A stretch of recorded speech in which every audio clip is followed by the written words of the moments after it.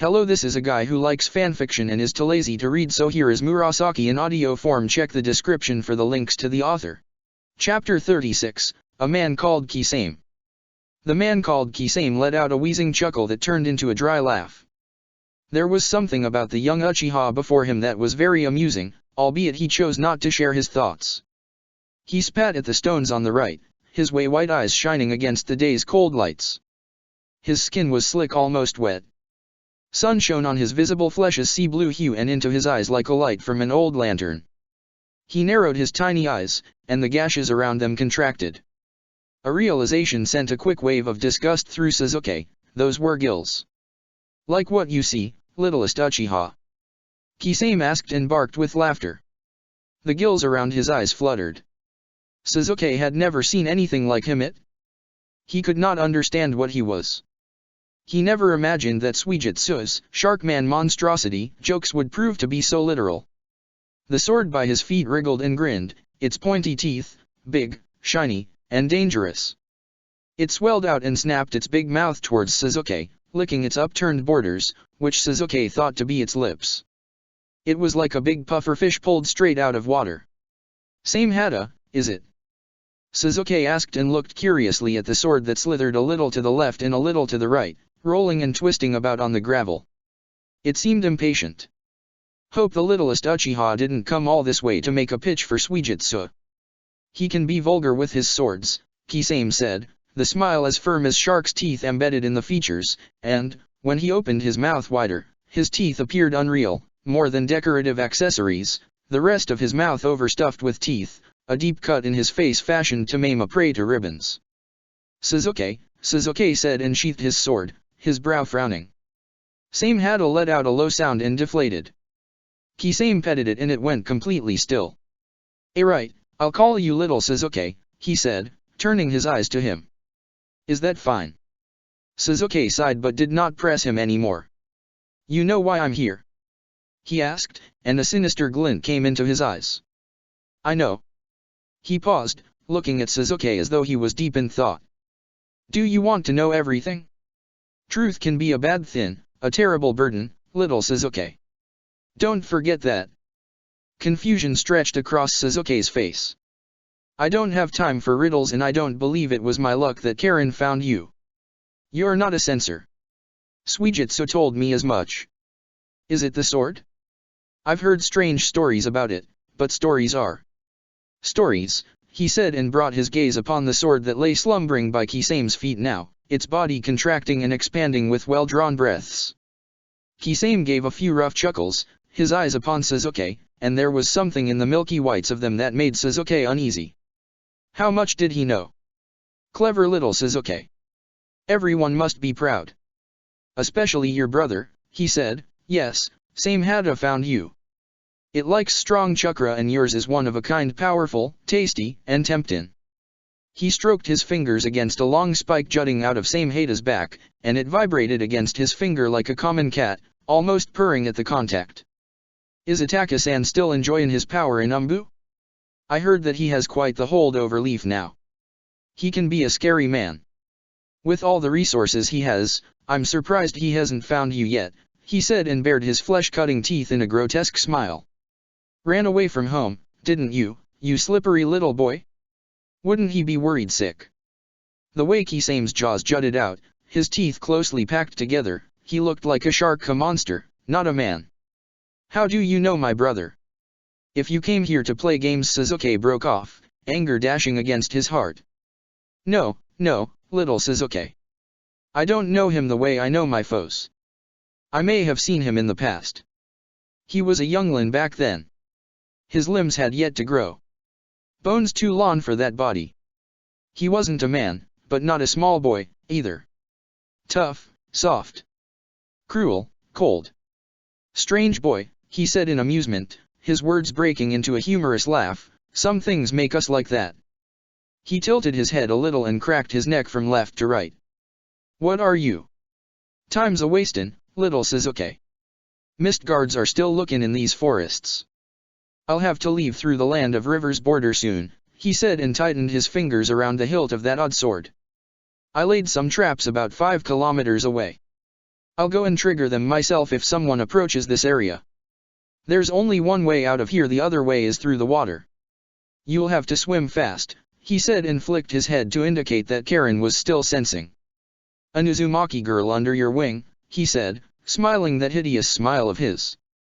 Little Sasuke is clever. You were a part of the Tulip Squad elite from the start. What do you know about the massacre? He asked. Time was slipping away, there was no need to beat around the bush. From the start. That's a bold claim, little Sasuke, he said, his eyes upon Sasuke's face, which was still like a child's, yet outblossomed with youth's tempting nature. When Sasuke did not speak, he continued, it was never Tulip Squad way back when I was recruited. They called it the Mist Elite Force. 2 squads. 2 tiers. 5 or 6 men each. Most of M died killed by the higher UPS, or the missions killed M. It was always the same. Old tools were thrown out. New tools were brought in. The squad kept going. The smile slid from his face. He looked serious now, almost sober. There was a note of bitterness in his voice, and Sasuke understood. Mist chased after him, a medhound without a muzzle, hungered for his bones. He hid wherever he could and survived on scraps. He was trying hard to get back to his old life when there must have been calm, a little peace for him. A dutiful shinobi reduced to this? A part of him pitied the fate Mist handed to him. Kisame pulled in a loud breath, and his shoulders dropped as though he was tired of all the running. About 20 years ago, before you were born, most elite members of the squad were hired to get a rare pair of eyes from somewhere around Waterfalls Village, he said, his eyes growing bigger and bigger, the elastic skin around them stretching the gills into deep, straight lines in his face. You weren't a part of the top elite? Sasuke asked, curiosity creeping over his white face. No, but they were good men, shinobis doing their duties. At that time, Mist was small. Yagura was appointed as a cage. His father died and he was a young-un. Only 14. The village had nothing but money. The 7 swordsmen kept pouring in the gold. I was one of them. The bloody commissions kept coming. The gold kept coming. So many people to kill, so little time. We all love killing. What are we without the killing? Not shinobi, only dogs, and no one likes Bane called what he is. We want to be something else, don't we, little Sasuke? Kisame paused, his eyes closing and opening, to emit a very long breath and continued. The village fed on blood. Everyone was a rich bastard. In time, Mist grew and began to feed on our blood. Times changed. Leaf sucked dry the power of many lands, and the commissions stopped, the blood stopped coming for us. Truth is, there were too many of us dogs without bones to feed on. The killing never stopped. No, the Great Wars turned it into the village's song, everyone loved to sing it. He stopped, mouth twisting, eyes contracting to little black points, and then he spoke again. Mist still had money, but money can't make a good army. You need more for that. The village was growing out of Yagura's control, and that made the boy afraid. Paranoid. He feared death at the hands of his men, a death he knew was coming for him. No one likes a jumpy boy, not if he ain't thrashing in his bed like a good little slut. He wanted power to rule, but he didn't have any. One day, he was lucky, and the next, he was unlucky, walking to his violent death. He didn't know. No man knows how he would go out, much less a boy. Hojiki Sosuke told him about that place, a place that hid Mist's gold to form an alliance with Danzo and Leaf's elite. Rare eyes only you Uchiha are gifted with them. He slowly shifted his gaze to the red pulsing in Sasuke's eyes as though they had heard his words. A sherry non? Somewhere around waterfalls? He asked, finding it hard to speak. Emotions burst forth on his face, straight through the eyes, and he could not quite contain them. He was shocked. Yes, a very rare pair of Mangekyo. Suijutsu's father knew where they were hidden. He went there and found another scroll, something of great value to the eyes. All Yagura needed was a buyer, he said, with a smile on his face. Danzo. Mangekyo sherry non. Sasuke whispered, talking to himself. This made little sense to him.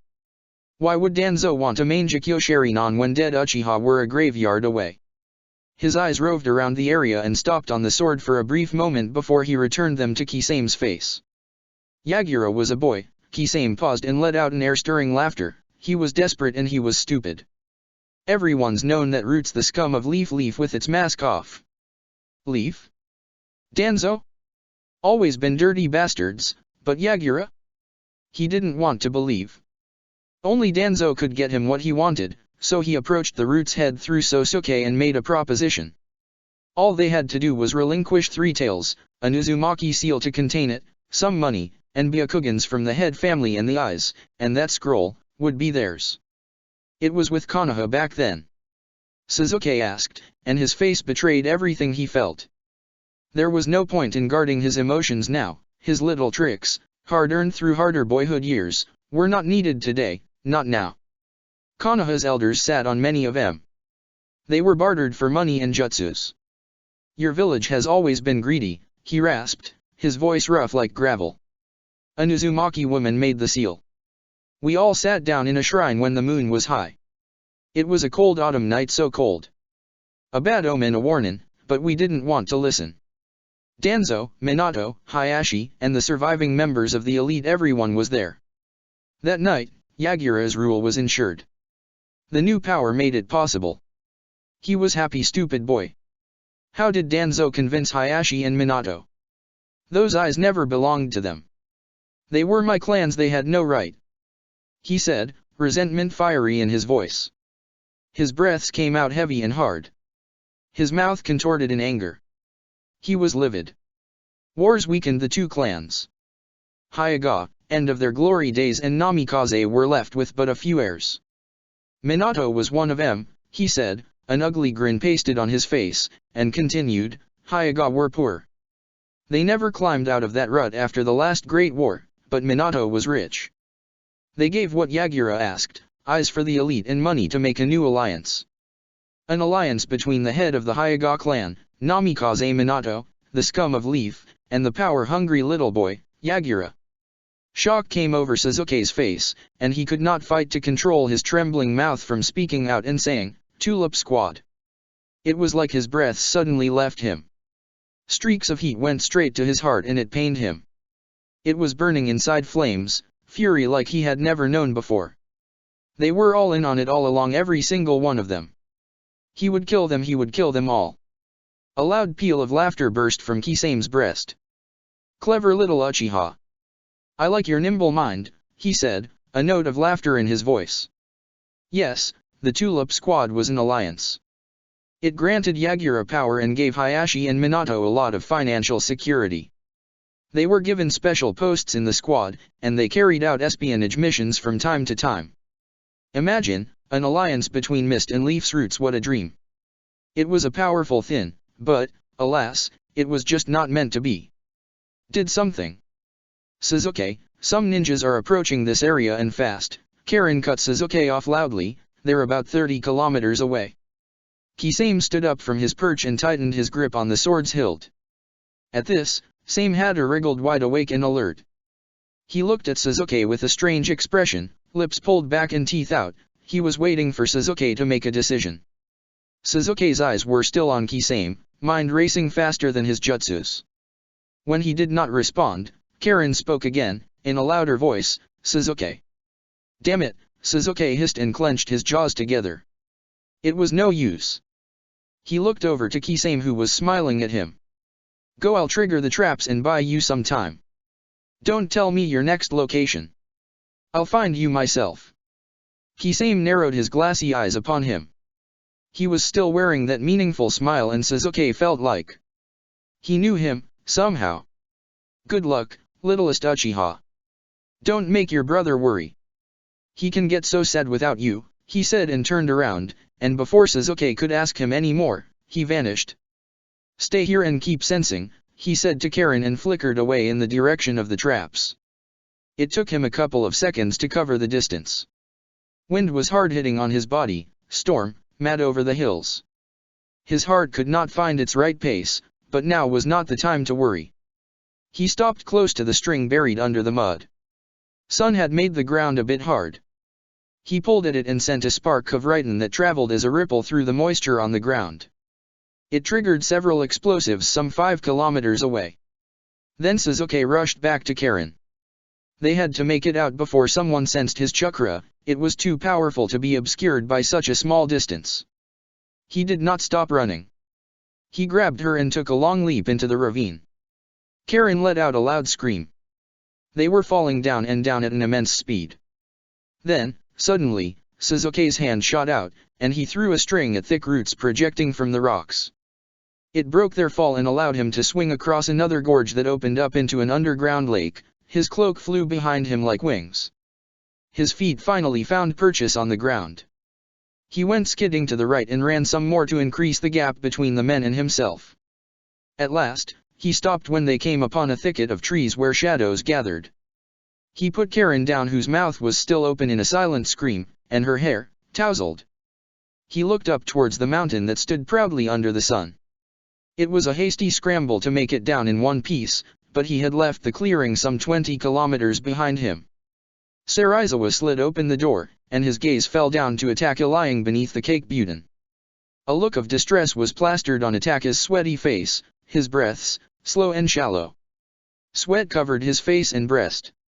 Kai was trying to bring down the fever with cloths placed on his breast, neck, and forehead. Kai raised his eyes to look at Sarizawa's tense face. "What did she say?" he asked, and placed the hot cloth back into the pail of cold water. Sarizawa quietly closed the door and sat down cross-legged beside him. 2 days, he said, and looked at the autumn moth sneaking in through the tear in the window screen. It loved the glow of the lantern sitting beside Ataka. "What that means?" Kai's voice trailed off. A look of shock and surprise came to his face. "Yes, only 2 days are left, and Ataka-sama is still ill. She can't do much. The elders are with Danzo, and he isn't there to vote in his brother's favor," Sarizawa said in a low voice, moving his hand to wipe away a bloody tear going down Ataka's cheek. Sharinan was dreaming. Silence, not peaceful but the deafening and dreary sort. They heard the flutters of the moth's delicate wings. The discordant sounds of Ataka's breaths and the wings. It felt eerie to their ears. "We can wake him up," Kai suggested, eyes glowing redder. "Push a lot of chakra into his temples to soothe his eyes. He's been out since yesterday. It'll be night soon. There's no telling when he'll come to. It might be too late when he does. He won't forgive us. He'll never forgive us if something happens to Sasuke." He looked at Sarizawa fearfully. "There's no need. Suijutsu will be back by nightfall. Sasuke only sent him away for 2 days. Let's wait," Sarizawa said, and touched Ataka's wrist to check his pulse and fever. The heat of his fever had cooled down quite a bit. Even his pulse was steady, but it was far too soon. "Aren't you the one who told me to take Sasuke seriously? Are you in a mood to abandon him now?" "I don't understand you, Sarizawa," he said, and gazed at the flutter of Ataka's lashes. His eyes moved left and right rapidly. He was dreaming. "Of course I'd never want that," he said, and leaned forward, "but there's no point in waking him up now. He is ill and he is weak.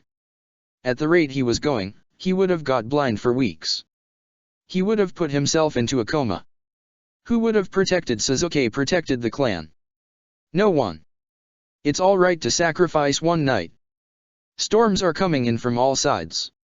Sasuke couldn't have gone far. You believe in small sacrifices, do you?" Kai asked, and pulled out the wet cloth from the pail. He wrung it out and pressed it against the side of Ataka's neck.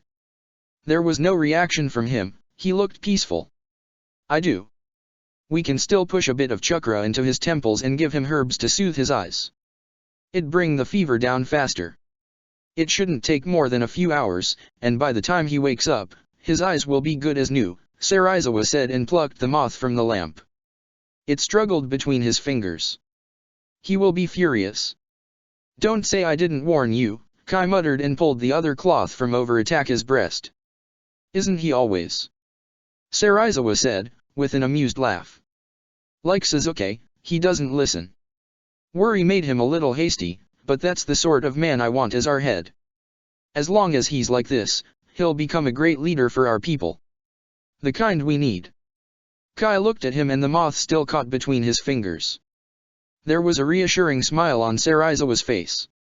It was a mild smile, and Kai returned it with a pleasant one of his own.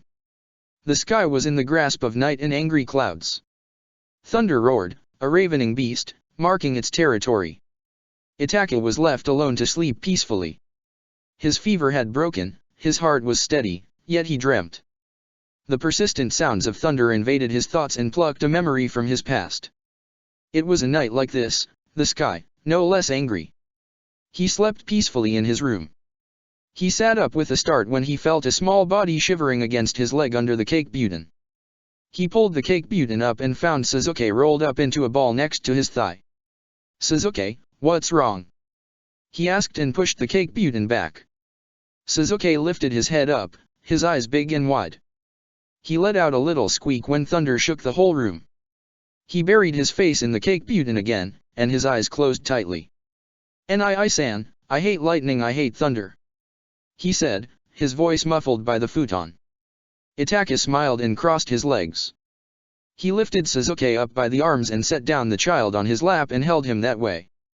He brushed his fingers against Suzuki's brow and spoke, "It's late. I have a mission tomorrow. Oka-san will be upset if she finds you in my room. You're 5 and a big boy now. Isn't that what you told me last time when you asked for your own room?" Lightning flashed, and before the rumbling sound of thunder came to them from across the sky, Suzuki pressed his hands against his ears and narrowed his eyes. His mouth pursed in concentration, and half of his upper body jerked forward when the roaring echoed through the house. "See, Nii-san, see? It's so scary. What if it falls down on my head?" he shouted over the long, crashing sound. "Lightning?"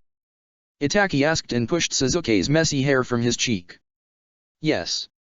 Thunder can't fall down on my head like that," he said, his voice mellow and sweet, and stood up on his lap, his head barely making it to Itake's brow. He was still so tiny. "Lightning won't hit you. It's an electrostatic discharge.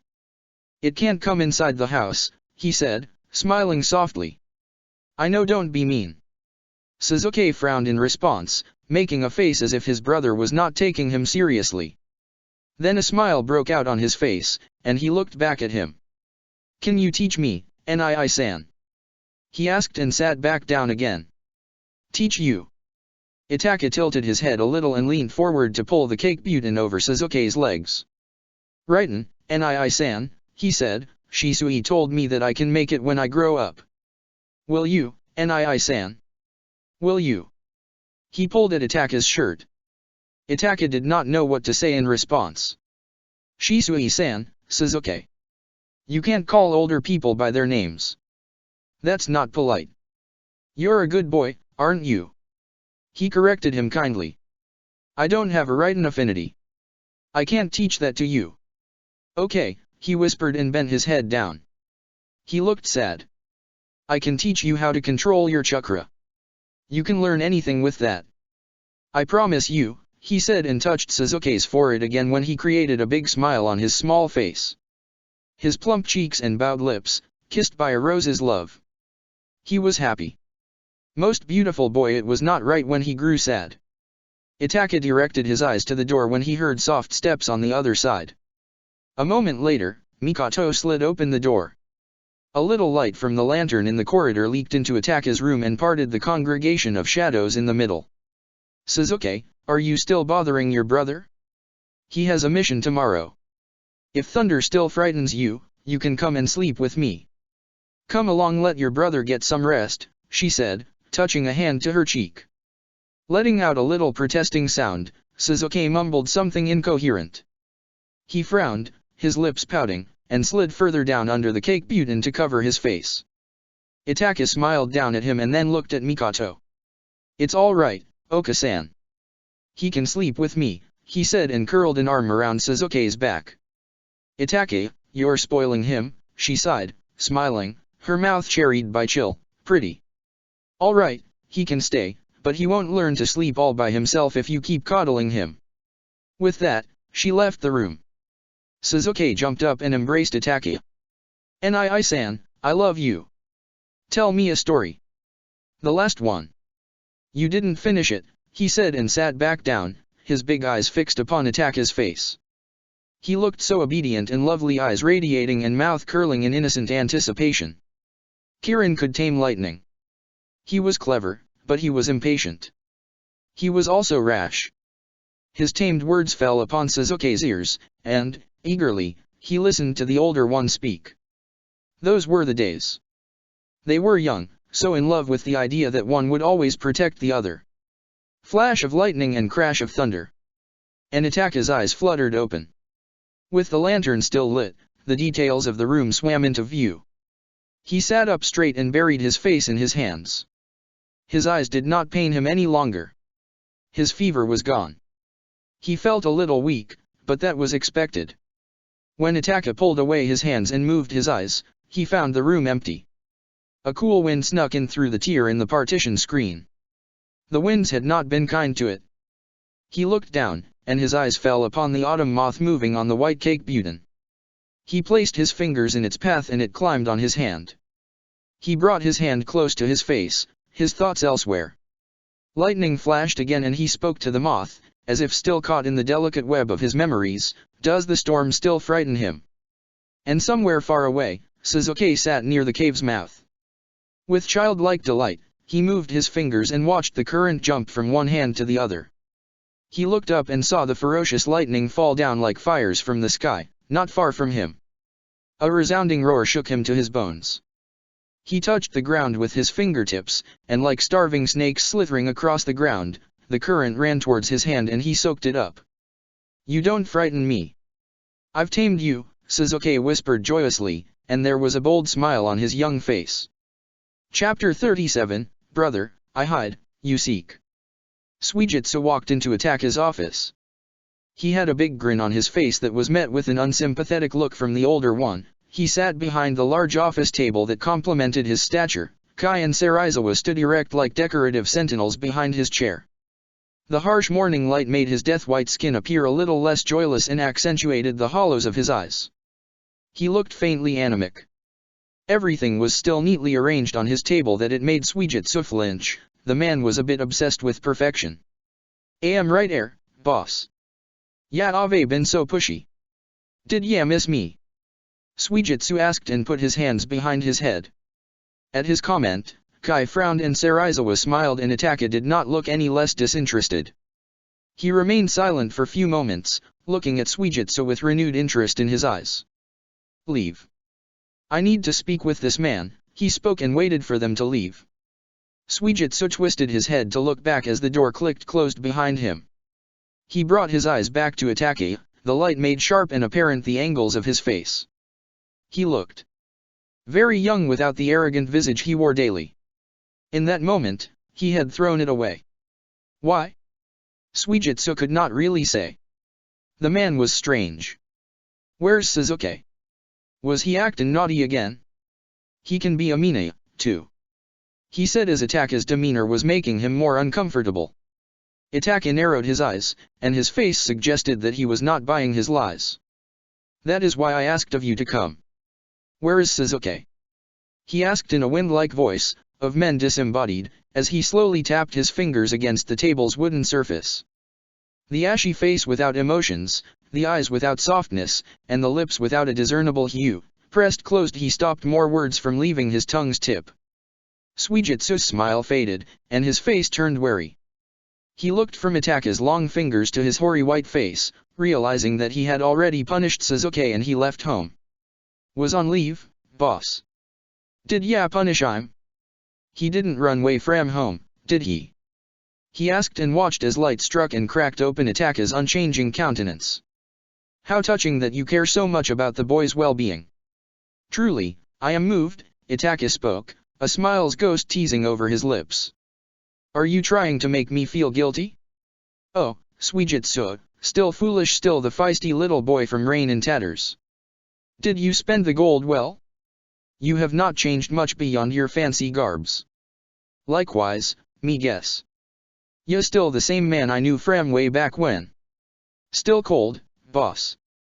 Wouldn't hurt you to tone it down a bit for Sasuke, at least, but I knows am stupid and ya hate me advice, so am goin' to shut me trap, he said in a choked back voice and pressed his lips together in a less than firm line.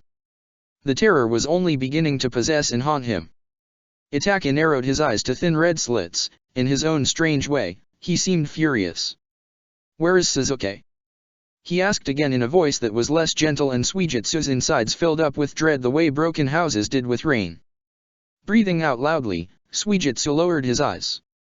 He counted his heartbeats and raised his head to meet Itake's eyes. Daemons cut open, dancing in fires that made him shiver. "Don't know," he said, his voice quick and uncertain. Itake's eyes were getting to him. "You do not know? Ready-made excuses, you love them." "I do not," Itake mocked and moved his head a little like a marionette made of plaster. His smile barely disturbed the rest of his features. It looked quite artificial, as though this whole thing was a pretense for him, a game he was loving. Suijutsu swallowed hard and stared at his hands and feet. Fear gripped him. It was gnawing at his insides like greedy creatures. He held his breath and tried to quiet that speeding heart, which showed no signs of slowing down. It was starting to hurt him to death. What would he say to him? Genjutsu did not work, but would he be truly safe from Tsukuyomi? The question tumbled in his brain like an annoying disturbance, and his heart skipped over itself.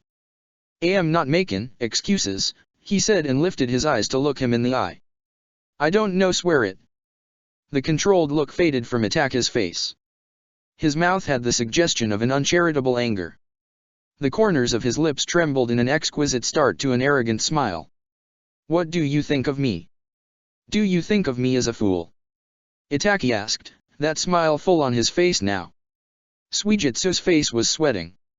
His hands were sweating. His feet were sweating. His face was red with emotions and embarrassment.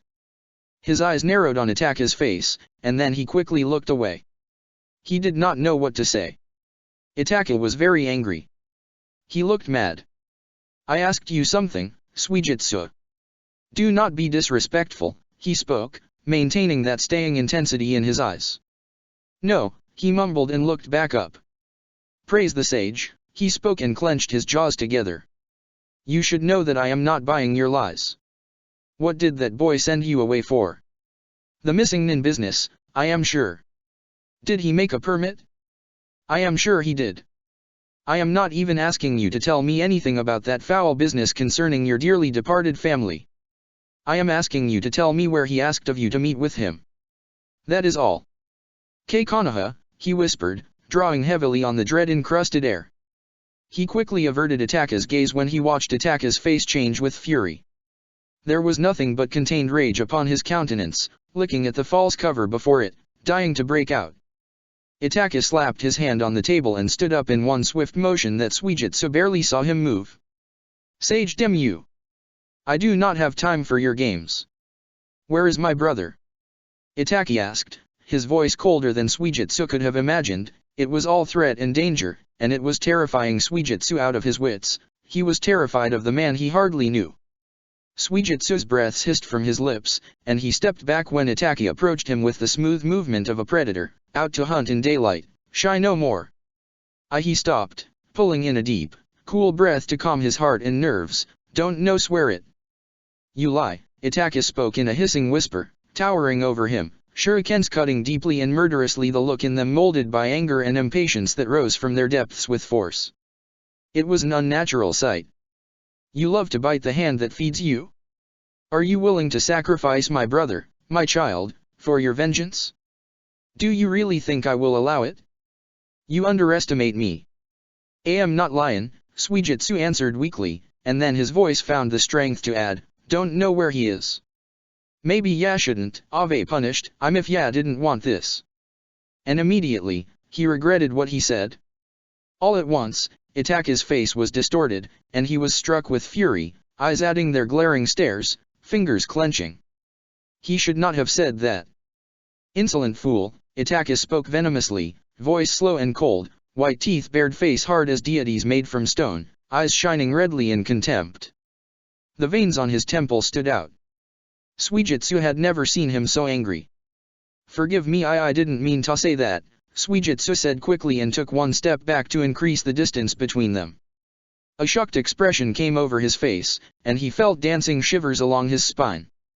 "Tell me the truth, or I can turn to something less delightful and see if I can pluck something from your mind, he spoke, taking out that long kunao from the sheath behind his back. Where is he hiding? I will not ask you again. Damn it, mate, I don't know. He shouted. He told me to come back and meet with Imer. I'd no idea he ran away. Am not lying, ta yeah. He stopped me from sending him a message. I don't know, damn it, I don't know and I don't know what ya think af me, but I happen to like Suzuki. He's me friend. I wouldn't sacrifice him for meself, but if it makes ya feel any better, try ya genjutsu on me. Ya will lose one extra arm to find him. Don't say I didn't warn ya.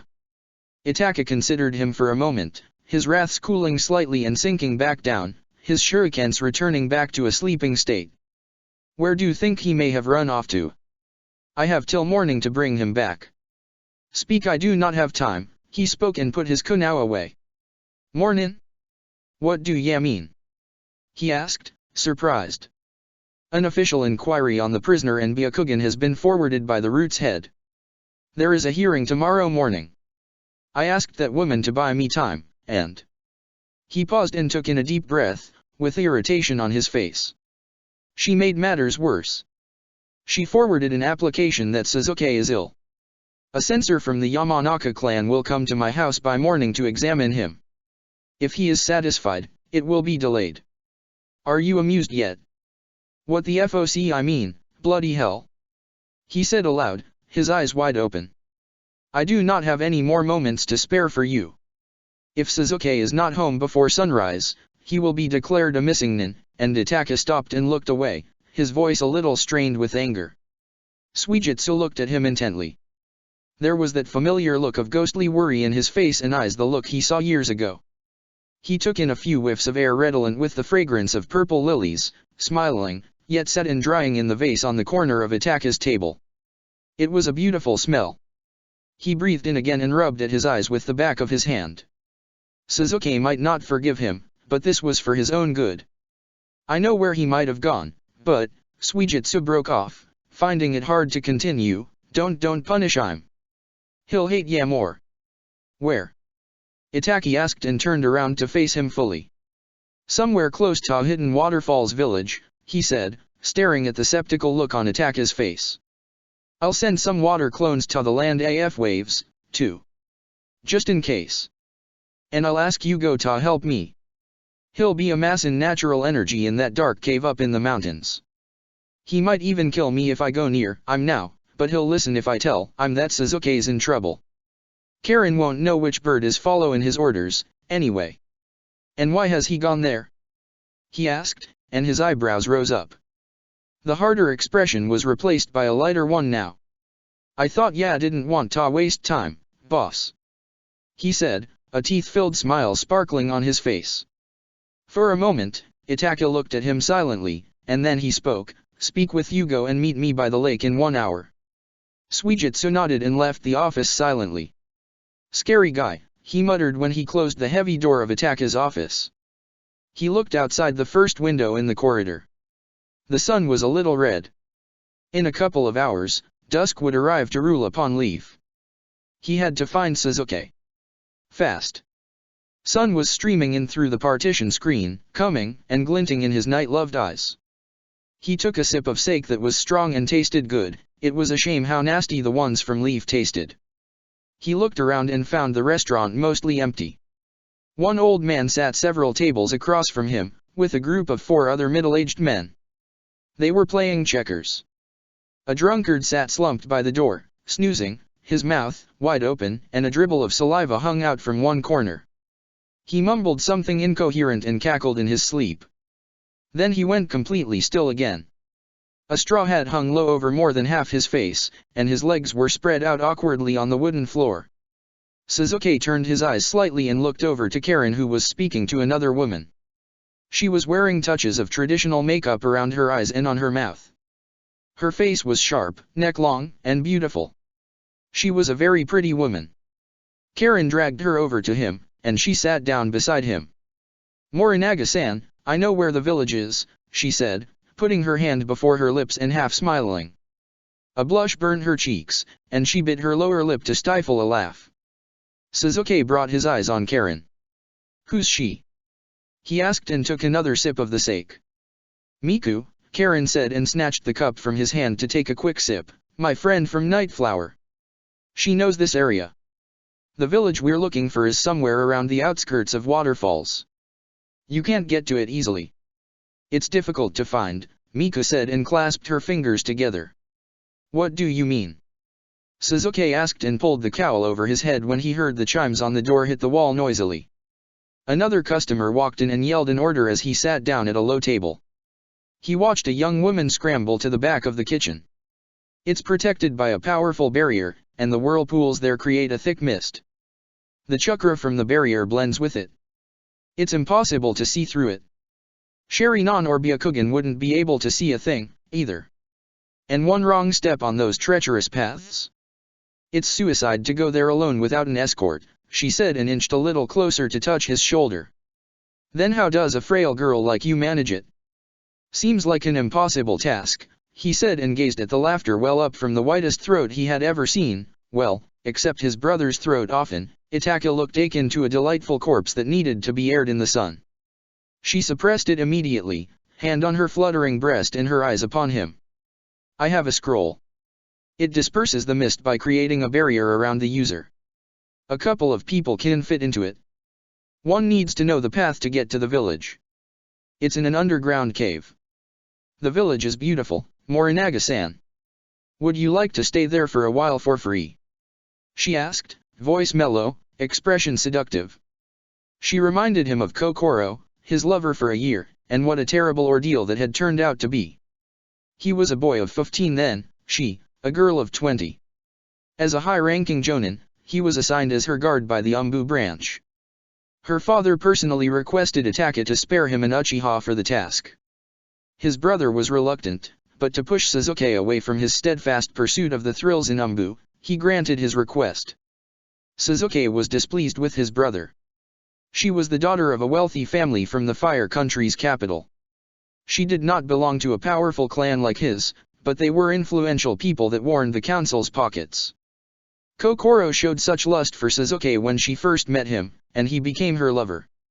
Whether it was to get back at his brother for cutting him loose from Umbu, or that his youthful loins stirred at the wild and free demeanor of a pretty girl, he could not say.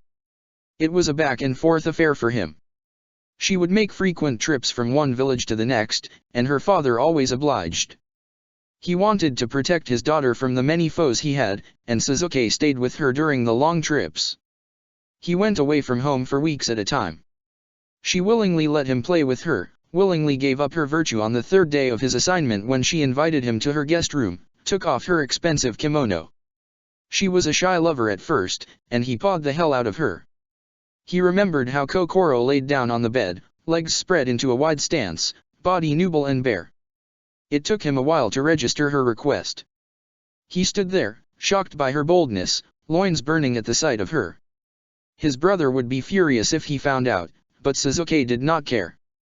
To hell with him. He remembered how he loved her flesh, smiled when she pushed his head down between her legs, how she thrashed about when he tasted her, moaned when he slid his lengthening organ between her lips and moved his hips with quickness against her mouth, but he was impatient. The pain, blood, remnants of her virtue on his arousal, it was a strange feeling.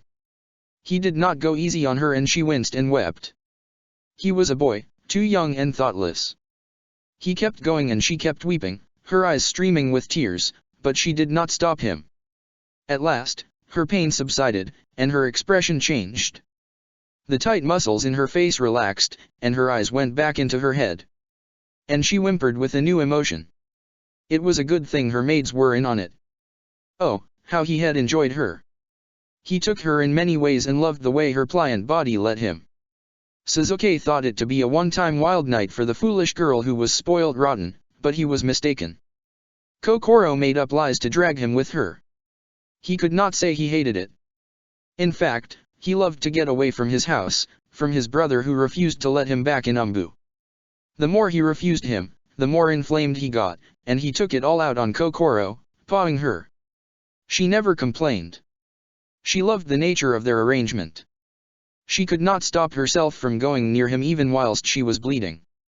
He got away with it for a whole year, fucking her as he pleased to ease his worries. It did not take long for it to come crashing down on him. It turned out that she was betrothed to another wealthy man from the capital, and the marriage ceremony was not far, and he had taken her virtue, taken her in ways that would have made her father faint with shame. It was a little detail she never bothered to mention. The women from the other family were suspicious of her purity. Their maids examined her. And it was chaos. A scandal most outrageous. The whole Uchiha clan was in an uproar, lamenting over his unbecoming behavior. Her father demanded an apology from Mitaki and a compensation for his shame. His daughter was defiled and shamed the talk of the whole village, a girl who betrayed her groom-to-be's family and slept with a man for a year. His brother had to bow before a lesser man and offer his apology and gold to ease the family's suffering, and Lord Sage, he had never seen his brother so furious. It was the first time Mitaki raised his hand to him. He slapped him hard enough to turn his face, knocking his headband off. It split his lip open and it bled badly. The scolding he received and the shame he felt at being struck like that before the clan's elders. It stung his cheek in pride. He was taken off duty and Itaka did not speak to him for a month. Kokoro was wedded off in the family. They considered him the evil Uchiha imp who, using the power of his Sharingan, seduced and disinured their innocent daughter. He scoffed at the gossip, she was no nun. Suzuki realized that she wanted to break off the marriage. She found him beautiful and young and willing she used him. That was all. Her game did not work. They were separated, and he felt a little heartbroken by her lies. He never saw her again. Ah, the audacities of youth. Suzuki smiled as his thoughts faded back into the past. I'll think about it when we get there, he said, it's never a good thing to be too sure. He took out a pouch of gold from his pocket and put it in her hand. All smiles and sparkling eyes, she bowed to him. He did not stick around and walked out of the inn, with Karen in his wake. He walked for a few minutes and stopped by an old well. Morinaga, Suzuki said and took off his cowl. Don't you like it? Suits you. It was the only name I could think of. He was one of my customers, Karen said, leaning against the tree on her right. Was it necessary to take a prostitute's services? Sage knows how many men she's led there. Is she trustworthy? He asked and looked up at the evening sky. It was bleeding out on the horizon, dying towards another gloom. I can sense if she lies. I've already placed a seal on her. Once we get there, you can use genjutsu on her to wipe her mind clean, she said. Besides, she's a good friend, and she's letting us stay at her forest house, too. Be nice to her. She's the only one I know about who sells wares there. Be nice to her. He mused, a lopsided smile on his face. Are you planning on drugging me again? Behave yourself. I'm not in the mood. He started walking ahead. Wait, Suzuki, she stopped when she heard the movements of wings. She turned around and saw several birds sitting about a crow in a tree. The multitude looked obedient, quiet, and watching, as though they sat with a king in their midst. She used her sensing but did not feel a thing inside it. A chakraless mirage. What is it? Suzuki asked from about 30 feet away. He did not take out his Sharingan. He was in a strange land, pretending to be someone else. Karen looked from the tree to his face, dusk beautiful upon his mouth and cheeks. She felt nervous, but she changed the expression on her face from that of surprise to mischievousness.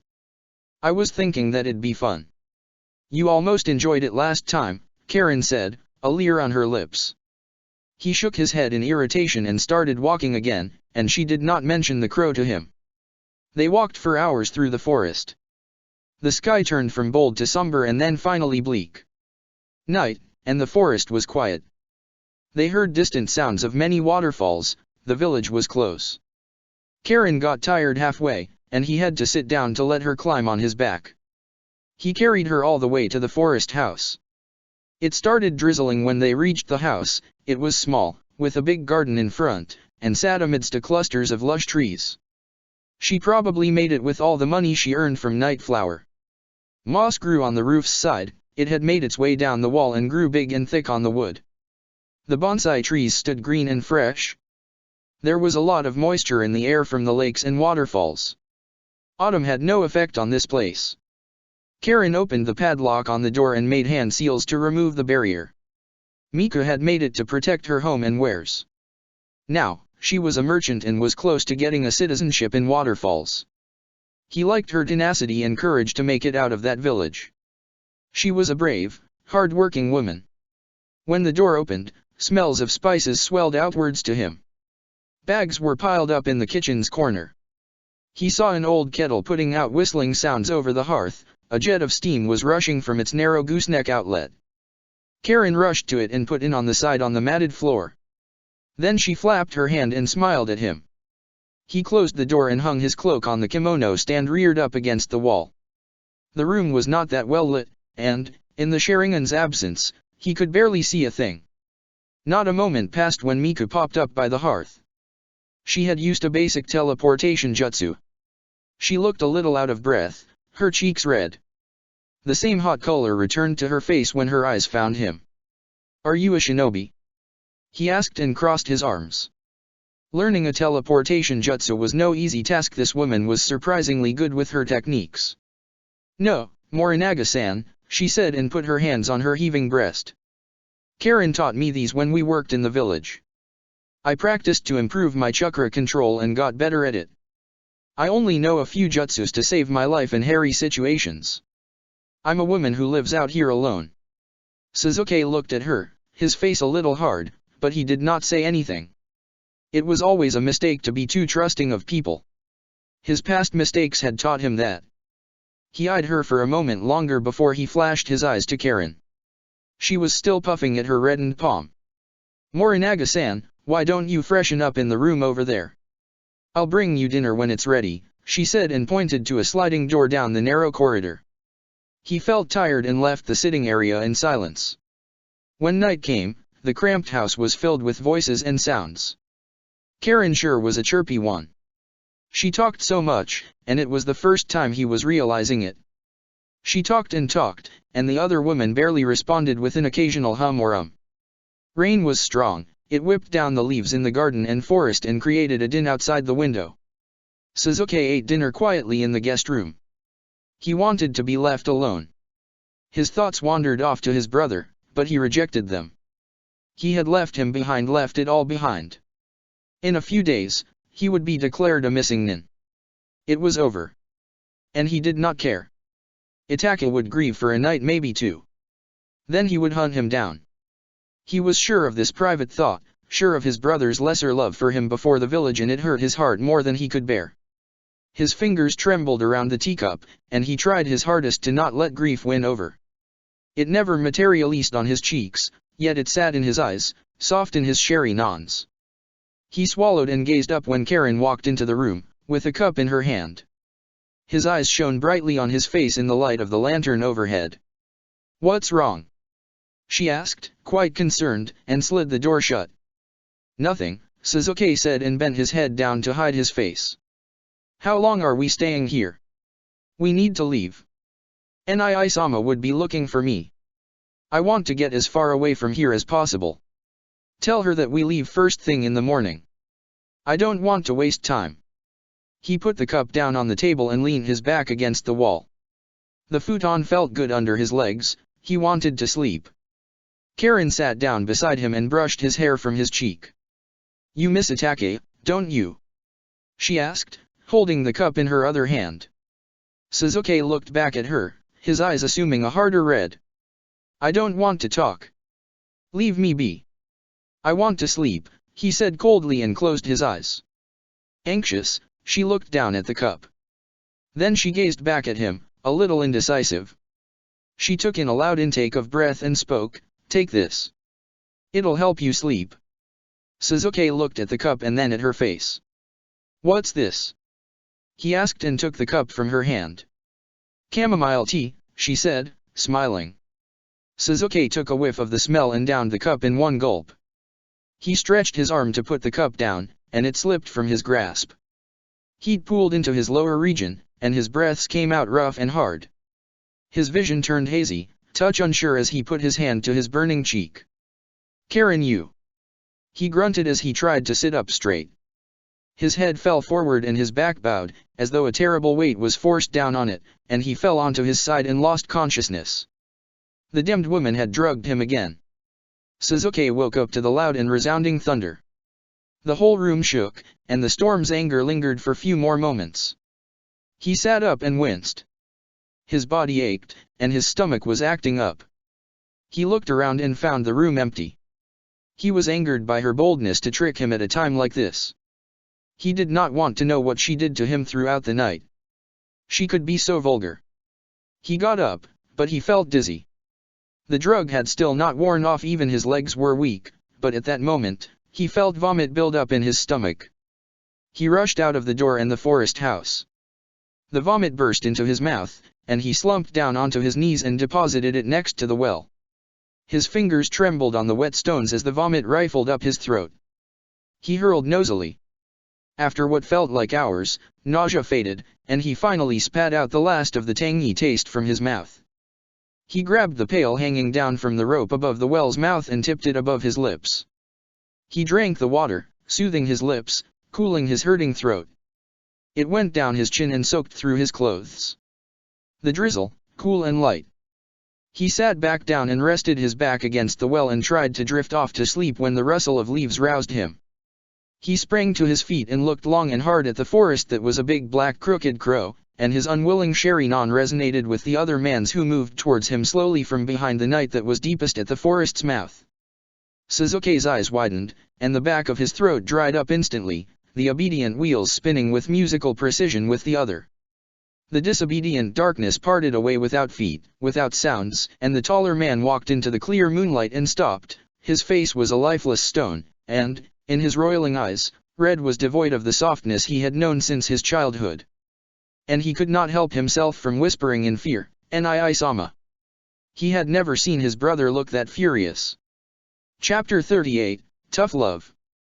Night hit at Sasuke through his wet shirt, eyes wide open, mouth half open in disbelief. How did his sibling find him? He was careful. How sage, damn it, how? Sasuke stared at the unfeeling eyes and their glassy sheen and their red magnificence.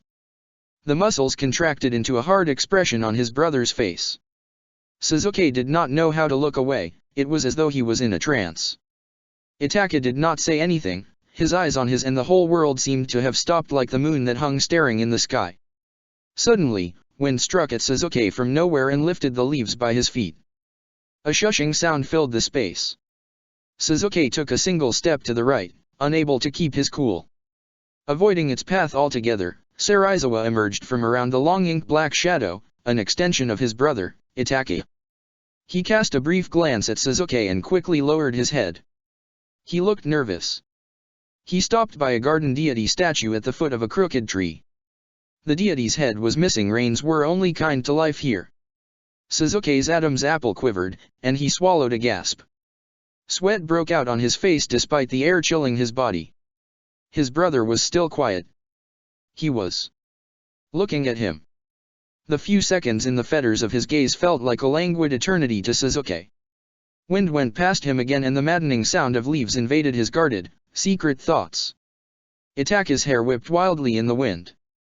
They framed his white face, hitting against his sharp cheeks that did not possess a ghost of rossiness, not even in this night.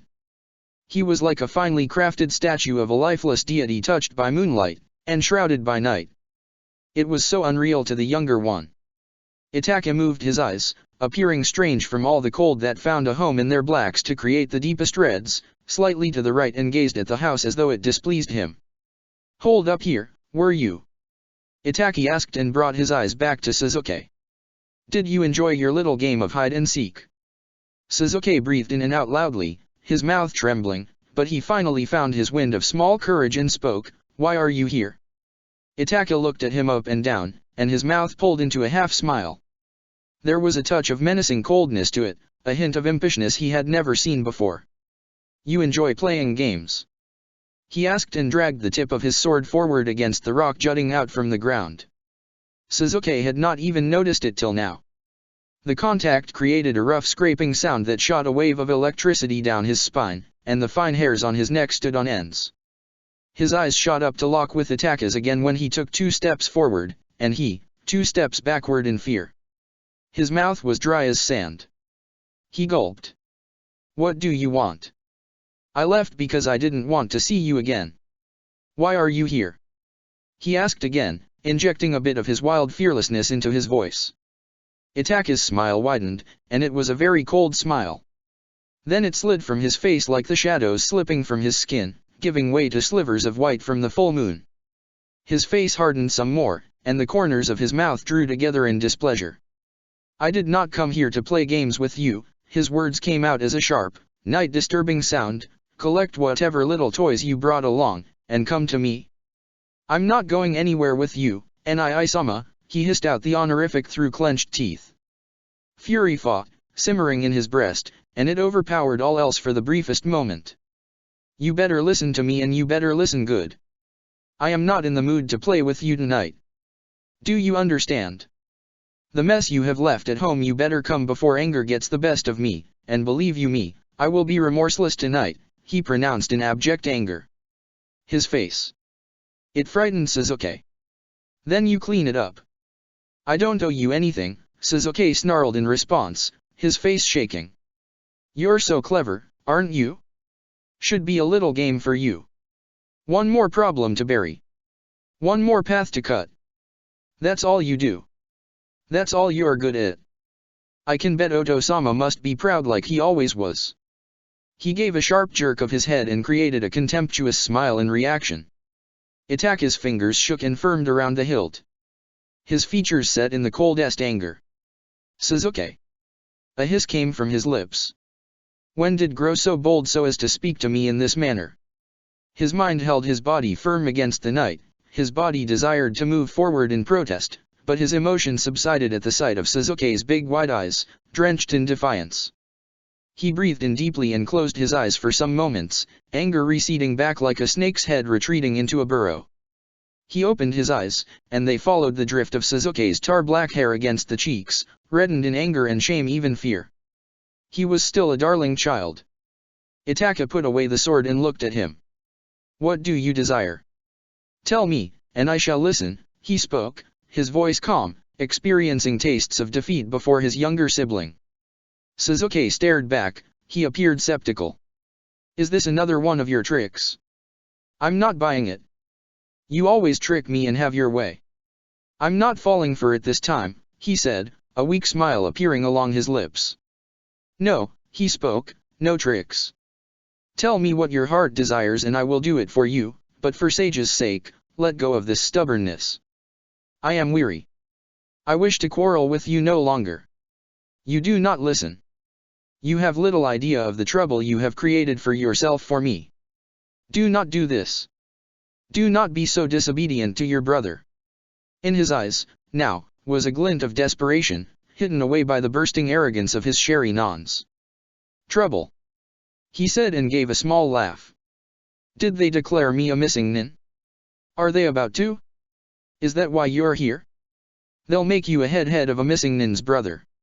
Wouldn't you loathe it, Nii-sama? Everyone would hate you. They'd laugh at you. Brother of a missing nin. The shame must be eating you from the inside.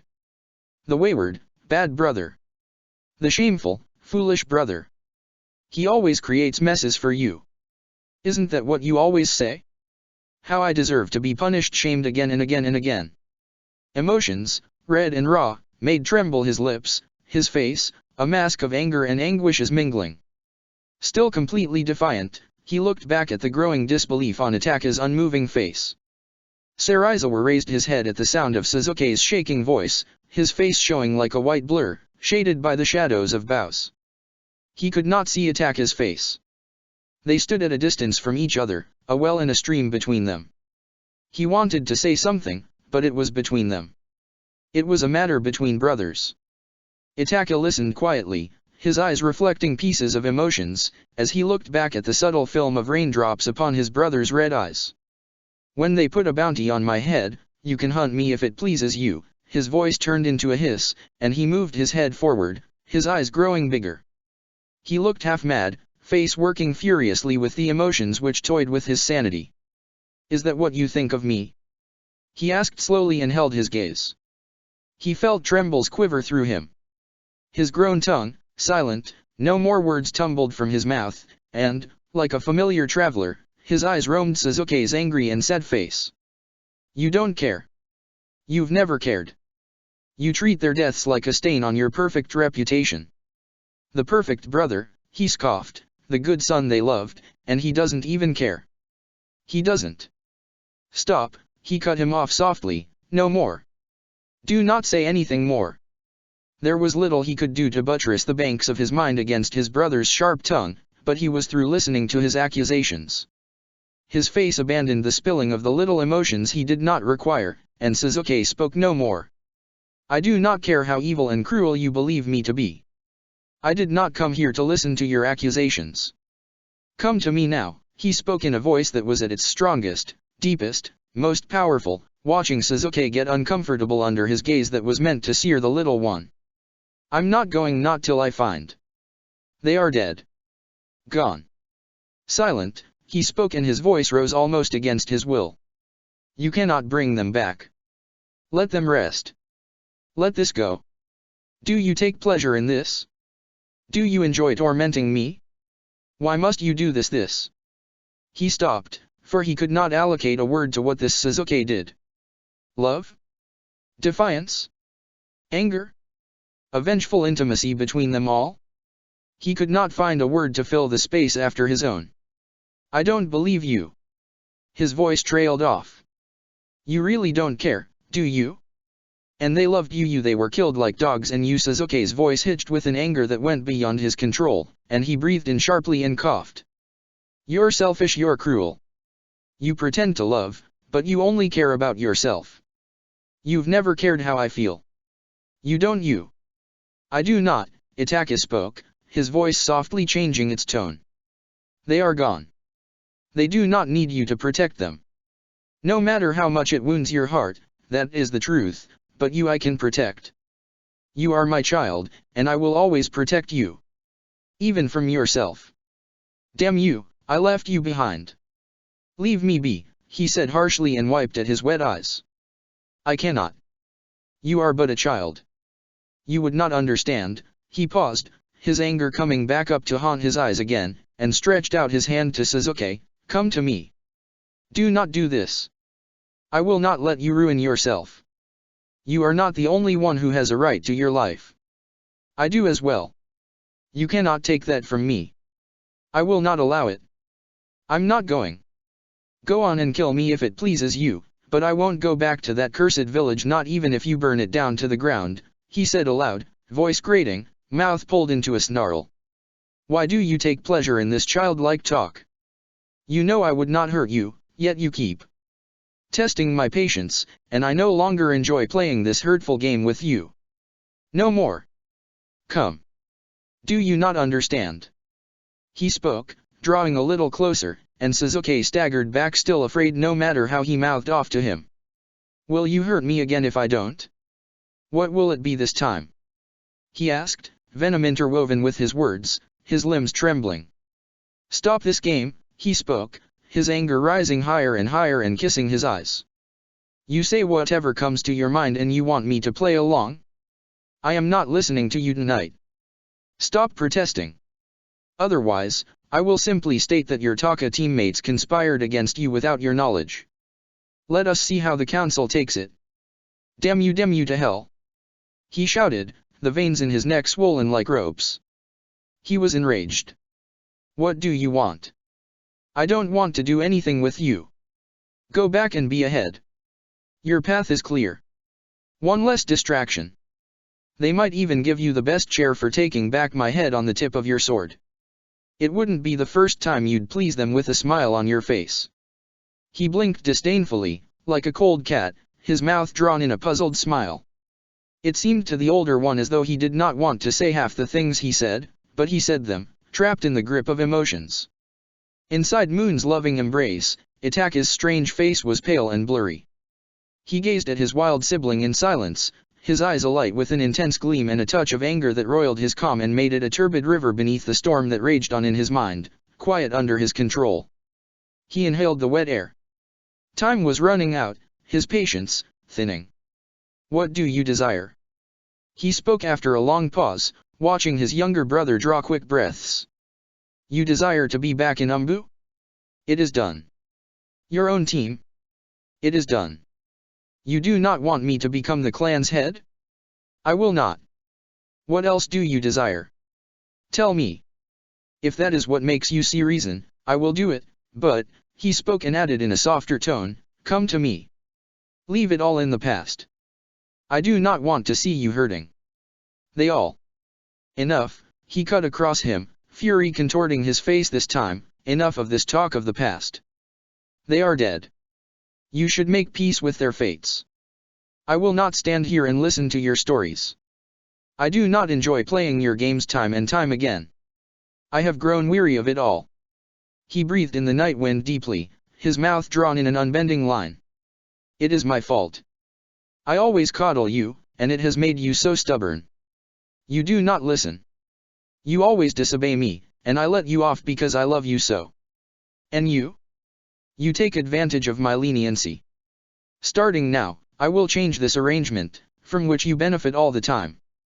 Sasuke made a humph sound in his throat, his eyes, still angry and defiant. I don't remember your tears at the funeral. I try so hard, but nothing comes to mind, his said, his voice but a mere whisper in the wind. I wonder if you'd even shed a tear when all of us are gone. You feel so little, care so less. I wish I were you. And then he went silent. His lips moved no more. He looked hurt. Sorrowful. Angry. The boy had little idea how his words sliced deep into a man's heart, and it reacted with an ugly violence. The thought of the boy's absence. It terrified him, winter's remnant, left to wither away under another season's sun. A sudden blackness descended and flooded his mind, and his unbending walls fissured, and sorrow did not come from his depths, but the coldest fury that had overwhelmed everything inside. His spirit stood shivering against his flesh, that impossible feeling of loss that was not yet upon him. It sounded to the rhythms of his heart, and he loathed the boy's careless words so religiously. Fates. He had given everything to them, yet they did not smile. He had no more to give. He had bled everything dry at Leaf's altar, bowed his brow to the ground in its light, stripped away his fleshes for its might. What more could he offer? There was but one object that calmed the wild winds of duty, honor, loyalty that blew from Leaf's short-lived spring. That sublime feeling of pure, unending love he chose to give to this boy. His thoughts, where he was a man without pity, he hid them away. The taint was upon his hands, and he could never wash it clean. The past, a blackness, moved as ghosts within, and his imperial substance that was free of the chains of mortal flesh drifted along, unfeeling. He did not feel a thing, nothing but passion, his eyes, windows that could grow no longer to assume his emotions. To take away that one slice of him that existed without duty, that allowed him to be selfish, to be human? There was no greater cruelty. Oh, but that fury ignited his veins on fire that was greater than Leaf's will, and his whole body burnt. Flames of winter clawed at him and guided his anger. He never wanted to taste it. Sasuke's words roused an unknowing anger in him that his fingers started to shake. His brows came together in a deep frown, and his mouth twisted in the most subtle manner. How would a child know what he meant to his heart? Sasuke had nothing but hurtful words, hateful words, childlike words. He only wanted to play, and he had lost that calm to play along. Itachi took a single breath that scorched his spirit. The anger was too much. Go and get your things. I am done speaking with you, he spoke in the frostiest voice, in an air of such anger about him that Sasuke flinched. I'm not going, he said in a small voice like that of a child's, fear crawling up his legs. Itachi's eyes shrank, his face a mass of otherworldly rage. Did you not hear a word? I am not asking you anything, child. I am telling you to get your things now, so help me sage. You do not want to anger me more, he spoke, utterly furious. Sasuke shook his head. He opened his mouth and nothing but a sharp breath came out. It hung like a wispy fog before his face and disappeared. Itachi's control was almost gone. He did not want to hurt him. That last thread of his control, his calm, was about to break away. He moved his eyes slightly to the right and saw Karen's pink eyes peeking fearfully from behind the open door. Get your things, he spoke again and steered his gaze back to his brother's face that was affected so completely by fear of him. I will not ask you again. When Sasuke did not move, Itaka let out a sharp breath and moved towards him. Sasuke staggered back and squashed his back against the tree, his legs shaking. He was absolutely horrified and let out a choked sound. He threw his arms over his face and eyes to protect himself. Itaka grabbed him by the wrist and yanked him forward, but when he resisted, Itaka turned around. And then he hit him, and he hit him repeatedly, and he hit him without care. His blows caught his ribs and the bones crunched and broke into pieces. Blood rushed out of his body, streaming out of his nose and coming out of his mouth and one ear. The silent forest rose up at his screams. Sarizawa closed up his eyes tightly and winced. There was nothing he could do for Sasuke. Karen ran to Sasuke and screamed, "Stop it, you're killing him! Stop it!" She stopped dead in her tracks at the deadly shurikens growing from his reds. Sasuke's arm was twisted in his grasp. He forced Sasuke's body down till he was on his knees and moved the shoulder till it cracked from dislocation. He cried out again, his face pressed into the wet grass. "This is a private matter," he spoke, twisting Sasuke's shoulder still more. "It does not concern you." This isn't what you," she whispered between body-shaking sobs. "What are you doing? Stop, please. Don't hurt him," she pleaded, her lower lip trembling like air-starved fish, but he did not bother to answer her. In that small moment of distraction, Sasuke drove his free hand up at his face. It burned blue with Chidori. He caught his wrist and twisted it till it snapped. Sasuke let out a muffled cry of pain. "Why do you raise your hand to me?" Itaki asked, without any softness to his voice, his eyes so cold. He grabbed his arm and snapped it in two places as though it was a brittle twig. Sasuke cried out a terrible, strangled scream. The broken bones threatened to poke out, and his arm hung grotesquely as though it never had any life in it. Itaka pushed him back, and he skidded back on the ground and got knocked against the well. He tried to get up, but he could not feel anything on his left side. The broken bones of his ribcage bit into his lungs, and he struggled to breathe. The pain. He had never felt such pain before. It stabbed at his breast and jolted his body. A thick glob of spit and blood moved slowly down his chin, yet he was completely helpless to wipe it clean. Itaka moved towards him again. His hands clenched so tightly that the bones beneath the skin ground. His hands were stained red with his brother's blood. He took 2 steps when Sarizawa flashed before him, his arms spread wide. He had a pleading look on his face.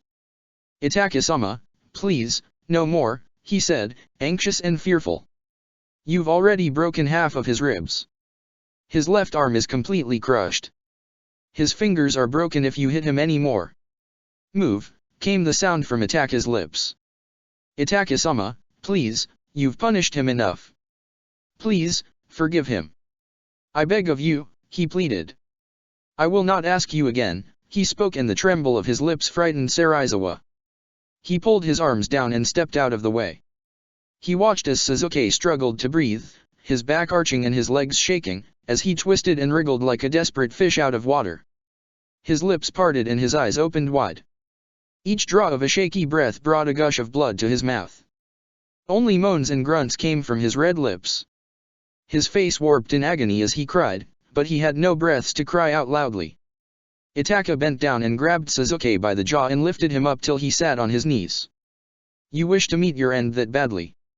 Itaki asked, his breath hitting Sasuke's blood-soaked face, and it rattled his heart, chilled it. "Then let it be by my hand and on my terms. I deserve this much." Sasuke looked back at him with half-lidded eyes. He could barely hear him speak. The pressure he was applying to his jaw made his body go numb. He could not feel anything other than the fire burning in his lungs. He coughed and the blood landed on the side of Itaka's face and neck. Itaka did not move his hand to wipe it away. "You speak so freely of death, but you do not know a thing. The pain, the cold sensation of blood, life ebbing away from the body. No, Sasuke, you are an innocent and adventurous child seeking thrill, a talker who knows nothing. How does this pain feel? Do you truly want to die? Tell me, do you?" Itaki asked and leaned in so close that the rusty smell of Suzuki's blood filled up his nostrils. He slackened his grip and Suzuki collapsed by his feet. He could not move anymore. His breaths were gone, and even as he tried to pull some in, it hurt so much. Itaki grabbed him by the good arm, but he could not sit up. His whole body was going numb. He could not feel anything in his legs and the fingers of his crushed hand, and his broken arm only trembled a little. His head was hanging down lifelessly, and he made no movements to resist his brother. Itaki moved his eyes to the crow and it disappeared. Then he turned his head at Karen's tear-streaked, shocked face and appraised her. "If you wish to return, you can do so with Serizawa or you can leave. No one will pursue you," he spoke, and then he disappeared with Suzuki.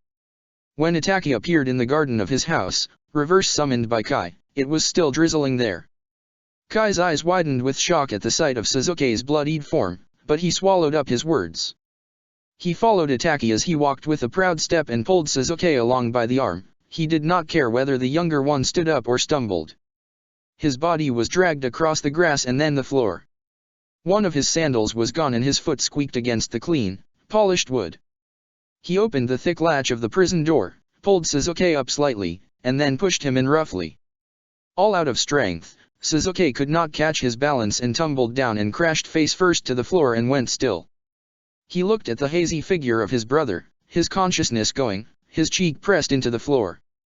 He drew a shaky, painful breath and coughed out more blood that filled his lungs. It spread around his face and cooled under the draft.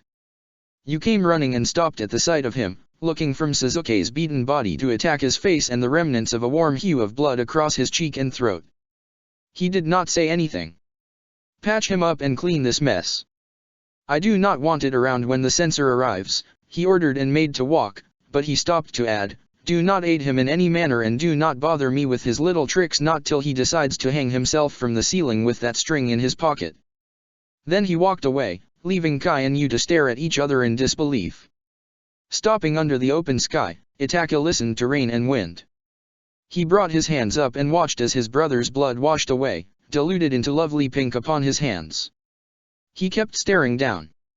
Why did he hurt him so much? He had no answer. Chapter 39, A Distant Brother. Rain slackened and floated down in a misty drizzle. Dulled sounds from the stream, slapping against the lips of stones outside, rushed in through the window. It was barred with thick square wooden gratings and not large enough for an adult to slip out. Droplets tinkled against the heavily tiled roof and crawled in through the gaps around the window. Thunder cracked and rolled, and that made him restless as his body slightly twitched on the futon. He was still unconscious, but the sounds disturbed him whilst he existed in the mine's deeps. The sturdy prison door was left open, and rain-cooled air made it in, blowing strong. You heard the sounds of sandals against the wet floor outside, and, in the next moment, Itaki appeared at the door. He did not look any less unnatural than he did last night. It was difficult to free his face from indifference's clutches. He looked at the little puddle of water below the window, and his frown deepened some more. "Why have you?" Itaki stopped, and his eyes stopped, too, as they fell upon Suzuki's face. Suzuki's eyes were wide open and he was not blinking. The arrogant expression left his countenance as if split from it like a piece of flesh from fish, and he breathed forth a quick gasp before he could control his mouth to swallow it. Then, suddenly, something like shock came to his face and invaded his indifference. Itaki went to Suzuki and sat down and his hand moved reflexively to press tight against Suzuki's bandaged breast. That was when he noticed the powerful jump of Suzuki's heart and the slow heave of his breast. Suzuki was breathing slowly, very slowly. Itaki's eyes closed, and, laying his hand on his closed eyes, he let out a solemn breath that was deep. He had not noticed Suzuki's breathing. He was alive, yes, still alive. Itaki kept sitting like this for a few moments, his hand on Suzuki's breast as if to count his breaths and beats. Then he drew it back, and his other one slipped down from his own face. He gazed at Yu's face, which showed a little surprise. Itaki appeared calm and cool now. That emotion had passed from his features. "Is that why you called me down here?" Itaki asked, his voice as slow as his breath. Then he moved his eyes back to Suzuki's face. It was expressionless. He did not look in pain, but it did not seem as though he was in a state of peace, either. His eyes were focused on something on the ceiling, red, but without a touch of anger and danger. There was dried blood about his nose, lips, and chin. Even the bandages that swathed his breast were spotty at some places. The stains, crusty and worn red, akin to old tiles. Why is he like this? I've tried everything, but his eyes won't close, you said, very meekly, and lowered his gaze to his hands. He was holding onto a clean bandage. He is in distress, he spoke.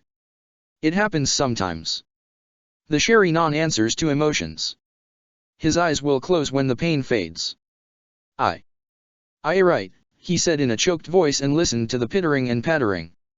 It provided a good distraction for his thoughts. You have not washed his face clean? He asked and pulled up the bandage slightly. It was tight around Suzuki's breast to straighten his broken ribs. He saw black spots beneath the shadows cast by his fingers. The spots were bruises, it would take him long to heal.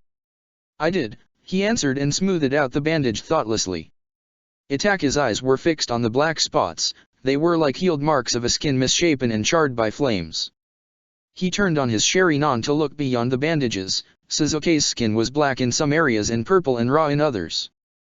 He breathed in the scents brought in by the air and looked at you, appearing a little distracted by the sounds. He bled again? He asked, voice flat, expression guarded. You gave a little nod, eyes still focused on his hands. He did not want to look back at Itake. I think it was that you broke, he stopped and pulled in a careful breath, that he broke many of his ribs. I gave him painkillers, but he was in a lot of pain. The broken bones bit into his lungs, and he couldn't breathe properly. The bleeding didn't stop until I didn't mend his bones with healing. If any more of his bones he could have, and he did not speak any more on the matter. The muscles around Itake's lips contracted, and a subtle grimace tore through that unrelenting visage, but he was swift to give it another disguise, an uncaring one, and as always, he was successful. Yu's eyes were downcast, and he gingerly moved his hand above Suzuki's breast. He gathered enough chakra in his palm and began healing again. He lowered it to try and touch Suzuki's breast when Itake spoke, do not touch him. Quickly, Yu looked up, and a puzzled look crossed his face, his hand hanging motionless above the slowly moving breast. Forgive me. Am I doing something wrong? He asked, his voice still so meek and tiny. You did not notice? He is releasing a little right and in distress. Perhaps to protect himself in this state. If you touch him now, it will send you flying out of the room. Itake spoke and moved his finger forward to touch Suzuki's where a blue current jumped from one tip to the next. He pulled his hand back with a jerk. There was a smile on his face now, a warm and genuine smile, and it surprised you. Itake-sama. He said lowly, looking to Itake's countenance. He was confused. All signs of indifference had melted away, and a gentle look had come into Itake's face. The older one looked pleased, it was like his body had ceded to the feeling completely. Suzuki's skill at ninjutsu always leaves me in awe. It is unlike anyone else's, he spoke gently, trying to touch Suzuki's trembling fingers again. He was so skilled at molding his chakra even when he was a child. He would make kunaus and shurikens sharper with it. Then he would throw them at rocks to see if they would go through or not. He was but a boy of 5 then. Yu was silent. He was staring at Itake's lips, his face, the casual movements of his hand. It looked odd to him. Itake looked odd to him, telling stories of bygone days because his heart desired. It was like his features had never worked with that unfeeling nature that was natural to him. Such a gifted child, Itake whispered and brushed his fingers along Suzuki's wrists. Then he leaned forward and moved his fingers across Suzuki's brow, too, and, immediately, Suzuki's eyes fluttered, and he let out a shaky breath, as if protesting, before he closed them. His face was calm now, and he breathed quietly and fell into a peaceful slumber. The smile lingered on Itake's face for a moment longer, and then it disappeared as easily as it had appeared. His mouth was hard again, his face, no different. He kept his eyes on his brother's face and spoke, clean his face again. You gave a slow nod, and, now, his attention focused on his hands. He heard Itake leave and turned his face to the door, and he felt the cool draft on his back and side. It kept raining through the morning. Sometimes, it was monstrous lightning that paved the way for rain that lashed at everything. Then it would mellow down to a drizzle and thunder would fade. The day soon declined and evening came upon them. Sun went below the horizon, its last light, a forgotten murder up in the sky. The lantern outside moved back and forth as the breeze pushed past it, its light cast a thick shadow along the room's floor. The bar's shadows traveled forwards, long and wide, till they settled across Suzuki's white face. It was as if their presence disturbed him, and, reluctantly, he opened his eyes. He lay inert on the futon. The pain still crashed through his body like fires most ferocious. Hesitant, like a child, he pulled in a breath loudly. It was cool, and a feeling of contentment washed over him. He could actually breathe now. The pain was bearable. He could deal with it. Suzuki tried to force his eyes to open fully, but the exhaustion pushed his eyelids back down. He could barely make anything out in the darkness that stood defiantly in all corners. Its drape was heavy. Eerie. The room still swam before him, the details fuzzy as if badly drawn squiggles of a feisty child. He moved a little to sit up when a sharp pain shot straight to his left side and head. He winced and slowly sank back down into a lying position. Slowly, he brushed his trembling fingers down along his breast and felt the pain shake him again. His eyes watered and burnt with the sensation. Suzuki twisted his neck to the left and saw a pail and glass on the low table. He could not quite tell how far it was from him. Clumsily, he stretched his arm, and his hand knocked against the glass, and it fell down and rolled away from him. Damn it! He managed between grunts and stubbornly sat up. His tongue was dry and heavy. He was thirsty and he was in pain. Suzuki bent forward and stretched his arm to full length to touch the glass shining in the light. His trembling fingers had only brushed against it when a hand picked it up from the floor. He blinked once, twice, and made out the shape of a sandal close to his hand. He craned his neck and the red in his eyes responded without his approval. His brother was sitting in a chair, one leg crossed on the other. Suzuki could not see his face, only his eyes that tore apart the dark with their sinister glow. "It is empty, Suzuki," he spoke, quite gently, the glass in his other hand. "Are you thirsty?" Suzuki could not breathe, the eyes pinned him in place. Sweat broke out on his body, and he forced himself to move back quickly and pressed his body against the wall. It was silence again. The drizzle made the quietness more obvious. Itaka did not speak for some moments. Suzuki could hear his breaths when he focused his shattered concentration on him. He was glad that the sounds from outside invaded his ears, for all he could do was teeter between great anger and crushing fear. "Are you thirsty?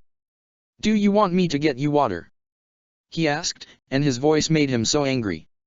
It was as though he was mocking him, taking pleasure in the misery he had inflicted upon him. Suzuki's lips were pressed together tightly. He did not want to speak to him. Now, pain was forgotten. All he felt was raw fury flood his body to the last bits. He watched as his brother put the glass down on the floor, uncoiled himself, stood to a dominating height.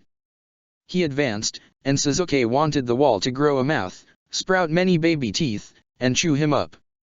That fear broke apart the seething rage in him yet again. He felt his breast tighten painfully, and his lungs struggled to work as Itaka sat down beside him. Suzuki wanted relief from this torment. He wanted him to leave. He pulled his knees close to his breast, curled his arm about them, hid his face behind the curtain of disheveled black hair and shadows. Itaka leaned slightly forward, and the blackness and the fear that danced about made it seem as though every inch of his vision was crowded with his wicked older brother. Itaka's eyes tracked the sweat drops trailing across his brother's jaw. His skin was shivering. He was terrified of him. He moved his eyes away from Suzuki's face and settled them upon the tray on the table. "Your dinner is cold. You have not eaten anything for days. You must be hungry, thirsty. Eat something. Drink some water," he spoke, his manner calm, but each of his words was more painful than a burning whiplash on Suzuki's skin. He hated him with his spirit's greatest fervor, he wanted him gone.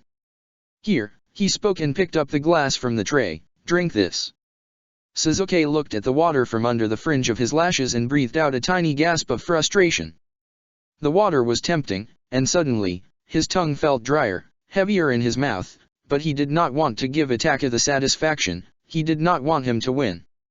To hell with him. I don't want it. Get away from me, he rasped and bent his head down to hide his face more as he unconsciously licked his lips from the unbearable thirst that was beginning to gnaw at the last thread of his composure, yet the fear inside was a mass of angry rats that ravenously bit through everything in their path. Sasuke, you need to drink and eat. Your fever will rise if you do not. Drink this and eat something.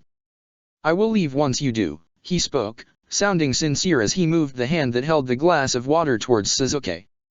I don't want it. Leave. He hissed this time, getting angrier, and the cool breath dragged cruelly against his throat. The thirst. It was starting to hurt him. Take a few sips. You are weak. I know you are thirsty. You are angry with me. Do not punish yourself. He stretched his arm and held the glass before him. Sasuke's eyes shone under the flop of black hair, red and dangerous. He slapped the glass away and it crashed against the wall on the right and shattered into pieces across the floor. I said I don't want it. Are you deaf? Leave me alone. I would rather starve to death than take anything that comes from your pocket. Get out, get out. He shouted, and his jaws clenched harder, face warped with nothing but the wildest fury as he shivered all over. Itachi was calm, his gaze upon Sasuke's lips, pressed into a thin line. Itachi remained quiet, then he exhaled and got to his feet and looked down at the pale light shining through the many shards by his feet. He went down on one knee and started picking them up one by one. One of the shards bit into the flesh of his finger. He did not grimace. He had experienced worse, far worse than this tiny pain. Blood ran out from the deep cut, but he kept picking up the pieces. He put them one by one on the tray, his thoughts bent upon the broken object. He did not let them to wander elsewhere. The tiny pieces were small, but he was meticulous. What if Sasuke stepped on them in the grip of fever? It would make his feet bleed, so Itachi rubbed and dragged his fingers over the floor and picked up the shiny pieces on the fingertips. They cut deeply into his skin and it bled and created red streaks across the floor. The fine streaks lost their shape as more drizzle made its way into the room. They turned pink and soaked through the wood. He would have to close up the window. At last, he turned to his Sharingan and looked about his feet. He had picked up every last one. He got up and looked over to Sasuke. He had turned his head away. His cheek was pressed against the wall, and he was breathing loudly. Itachi did not say anything to him and made to walk away, but his voice stopped him. You're not a child with a toy in your hands. You break when you want and pick up when you want. You're not a child with a toy. His voice was little, weak. He saw a tear go down Sasuke's cheek, visible in the light, and cling to his jaw. The other half of his face was hidden in the darkness. Itachi could not see his eyes. Sasuke's words had put his red to sleep. Itachi was not a man prone to emotions, but his words moved something in him, and for the briefest moment, his body went rigid. His words rattled him and his gaze faltered. He looked at Sasuke for the span of 2 more heartbeats and turned away. He opened the door, the tray steadied in his other hand, and closed it behind him. He didn't eat it. You asked as he took the tray from Itachi's hand. Then his eyes fell upon Itachi's bleeding hand. Itachi-sama, your hand. Let me get him something to eat from his money. He cut him off and moved the heavy latch down to close the door firmly. He gave it all away to the school in the Uchiha village. He always does. He does not have any more, you said, and stared down at the vivid droplets slipping along the sharp edges of the shards. Tell Sarizawa to cut his pay for next month. I am leaving, he spoke heavily, eyes wandering to his left to gaze at the closed door. He will not eat anything from my hands. Give him something before he starves himself to death to win against his brother. Get it done. Then he left very quietly. His absence had piled up a lot of work in his office. Scrolls on Umbu exercises and Jonin missions littered his desk. For the first time in his life, Itachi admitted to himself that this wearisome office work irritated him. Pointless applications, letters of recommendations, tedious mission work reports. They seemed to be endless. Some of them were so clumsy that it made him scowl at the foolishness of the shinobis. If it were up to him, not many would stay in the squads, but, alas, it was not completely up to him. At least, he subjected the squads to necessary winnowing. Tsunade was strict, but she had to answer before the council, and they wanted to fulfill a certain quota. It was foolish, but he was not the sole torchbearer of Leaf's policies. He felt as if everything was thrown on his shoulders to keep this rocky ship afloat. He could not wait for her to limit the Elder's hold. It was only a matter of time. Then, perhaps then, it would reduce this burden of his. A frown was on his face as he sat down in the chair placed before the open window. He had drawn it away from the table. Somehow, he found the dim light and the cool breeze soothing. It was not like him to be so casual, but he had fewer distractions here. His ears wriggled, and a smile disturbed the expression on his face. He lifted his eyes and waited for the knock to come to the door. "Come in, Suijutsu," Itaka spoke, abandoned the scroll on his lap, and positioned his hands on the armrest. Suijutsu stepped in through the door. This time, he had no grin on his face. He closed the door and took 2 steps before he stopped himself from going any further.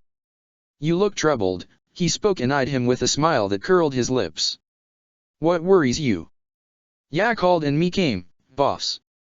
"Nothing else to it," Suijutsu said and lowered his eyes. Itaka's smile was as cold as ever. "Ah, you are not troubled about my beloved brother this time?